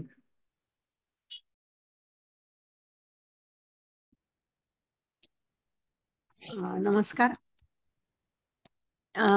मला चैत्राम पवार सरांना सांगायचंय की तुमचा जो वनभाजी महोत्सव आहे तर त्याबद्दल जरा अजून विस्तृत माहिती दिली तर बरं होईल. कारण की माझे मिस्टर जवळपास 8 एक वर्षापूर्वी किंवा 16-17 मध्ये जाऊन आलेले आहेत, पाहून आलेले आहेत. आणि मी त्या चैत्राम पवार दादांना एक पत्र पण दिलं होतं, कारण की त्यांच्याबद्दल मी पण खूप वाचलं होतं, ऐकलं होतं. दैनिक सकाळतर्फे पण त्यांना जळगावला बोलवण्यात आलं होतं आणि तिथे पण त्यांचा सत्कार वगैरे केलेला होता. तिथे त्यांना ऐकलं होतं मी. आणि म्हणजे एक प्रचंड त्यांना म्हणजे उत्सुकता होती मला की, आणि अभिमान वाटत होता की एक साधा तरुण, आणि त्यांची राहणी पण इतकी साधी आहे. म्हणजे जेव्हा मला हे करायचं होतं सुरुवातीला परिचय, तो परिचय करते हुए मैं ये सारी बातें बोल नहीं पाई, लेकिन जैसे उनको स्क्रीन पर देखा और वो बोलते रहे तो मुझे एक एक बात याद आने लगी उनके बारे में, सुनी हुई और देखी हुई। तो वो मैं अभी बताना चाहती हूँ कि बहुत ही सीधा साधा उनका रहन सहन है। और लेकिन अपने समाज के प्रति, अपने बंधुओं के प्रति मन में इतना आदर है और करने की खटपट है कि उनको साथ साथ आगे बढ़ाने के लिए उन्होंने अपना सारा जीवन अभी वह समर्पित ही कर दिया है, समझो। और उसी का नतीजा है कि आज इतना वहां पर विकास हो पाया है। और वो जो वन भाजी महोत्सव हर साल 2003 से आयोजित करते हैं, तो मैं चाहती हूँ कि उसके बारे में और जानकारी दे, क्योंकि हमें गिनी चुनी 3-4 ही वन भाजियों के नाम पता है, और हमारे यहाँ पर बाजार में वह वर्षा ऋतु में मिल जाती है, यानी हम खरीद के खा लेते हैं। लेकिन उसके अलावा भी ऐसी कई सब्जियां हैं जो हमें पता भी नहीं है, उनके नाम भी नहीं पता और कभी देखी भी नहीं है। तो वो कल्पना उन्होंने यानी कैसे शुरू किया, कहाँ से आया, उसके बारे में थोड़ा। और क्योंकि मैं ये भी जानती हूँ कि हर साल कई हजार लोग वहां पर देखने के लिए आते हैं वो महोत्सव। म- तो उसके बारे में। सुनीता दीदी, चैत्राम पवार सर, उनका कनेक्शन का प्रॉब्लम हो गया, उनका मैसेज है व्हाट्सएप पे, ये वो कनेक्ट नहीं कर पा रहे हैं। तो उन्होंने ऐसे कहा कि मैं जुड़ नहीं पा रहा हूँ, मुझे बहुत दुख है सर। अ, ठीक आहे, कोई बात नाही सर. हाँ हाँ, आणि ठीक. आपले जे दुसरे वक्ता होते समाधान पाटील, समाधान रतन पाटील, त्यांनी पण खूप छान म्हणजे आपल्या कृषीबद्दल वेगवेगळ्या ज्या नवीन नवीन प्रयोग शेतीमध्ये केले पाहिजेत, आपलं पारंपरिक एक दोन पिकच न घेता आणि पिकं घेऊन परत त्याच्यावरच प्रोसेसिंग पण जे शेतकऱ्यांनी केलेलं आहे ते पण सगळं ऐकून आणि त्यांनी जी माहिती दिली ती पण खूप आवडली. आणि भविष्यात बघू आता असा आहे काही प्लॅन. नंतर त्याच्यामध्ये गोशाळेसाठी काही करता येईल का सर, ते मला विचारायचं होतं त्यांना. हो ताई, दोघांपैकी कोणी उत्तर अजून दिलं काही सांगा. योजना होत्या. राष्ट्रीय गोकुळ मिशन नावाची एक योजना आहे. फक्त वेळेअभावी त्या थोड्या शॉर्टकट घेतल्या मी सगळ्या योजना. गोशाळेसाठी काय लागतं म्हणजे ते समजेल का जरा? ताई हो तुम्ही, ताई. मला काय वाटतं की तुम्ही भेटावं आणि मग आपण डिटेल बोलू त्याचे कसं काय काय लागेल. समाधान आपल्याला सगळं आम्ही सगळं सांगू इच्छितो, पण आता मला तर हो वाटतं सर की चालेल. हो तर आपण बोलू. तुम्ही या कधी सांगा. तुम्ही कुठे असता हो तुम्ही? हो. मी पण जळगावलाच असते आणि संभाजीनगरमध्येच घर आहे माझं. तुम्ही मोहाडी रोडला असता ना सर? मी तर मोवाडी रोडला आहे, पण आमचं हो. ऑफिस इकडे फोकस हुंडाई शोरूमच्या बाजूला आहे. तर अच्छा. कधी तुम्ही सांगा, आपण त्याच्यावरती सविस्तरपणे बोलू. हो सर चालेल. थँक्यू. नक्की. हो. धन्यवाद. अशोक पवार सर, तुम्ही केव्हापासून ऐकताय? तुम्ही पण बोला ना. सर लेफ्ट झालं. कांतीलाल पाटील सर.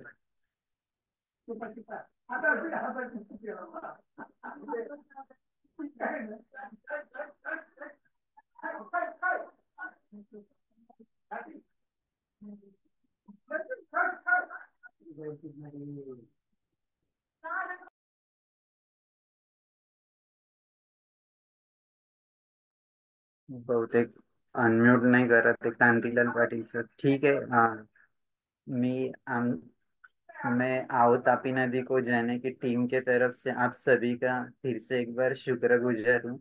आप सारे वक्ताओं ने जो आज समय दिया, उसके लिए हमारे टीम के तरफ से मैं शुक्रिया अदा करना चाहता हूँ। और हम सारे एक परिवार के सदस्य हैं, तो हम आगे जाके भी इस तरीके का काम करेंगे, साथ में रहकर, ऐसी आशा करता हूँ। और मैं हर बार, जैसे कि हमारे ये वेबिनार में जितने भी लोग आते हैं महानुभाव, उन सभी का ग्राउंड लेवल पे बहुत बड़ा एक्सपीरियंस है। किसी का 10 सालों का, किसी का 40 सालों का। तो उससे हमें बहुत नई नई चीजें यहाँ पर सुनने को मिलती है, वो सीखने को मिलती है। और हमारे टीम को, ये हमारा सौभाग्य है हमारे टीम का कि हम ऑनलाइन के माध्यम से ये दूसरे लोगों तक पहुंचा सकते हैं। तो ये पूरे टीम का वर्क है। मैं तो उसका एक छोटा सा हिस्सा हूँ। तो मैं पूरे टीम के तरफ से आप सभी का फिर से एक बार शुक्रिया अदा करना चाहता हूँ। हम एक छोटे से प्रार्थना से आज के ये सत्संग की जो भी है समापन करेंगे। उसके पहले मैं अनिल बोकरे सर और समाधान पाटिल सर, अगर आपको कुछ बात रखनी है तो आप रखिए। बाद में हम प्रार्थना से इसका समापन करें।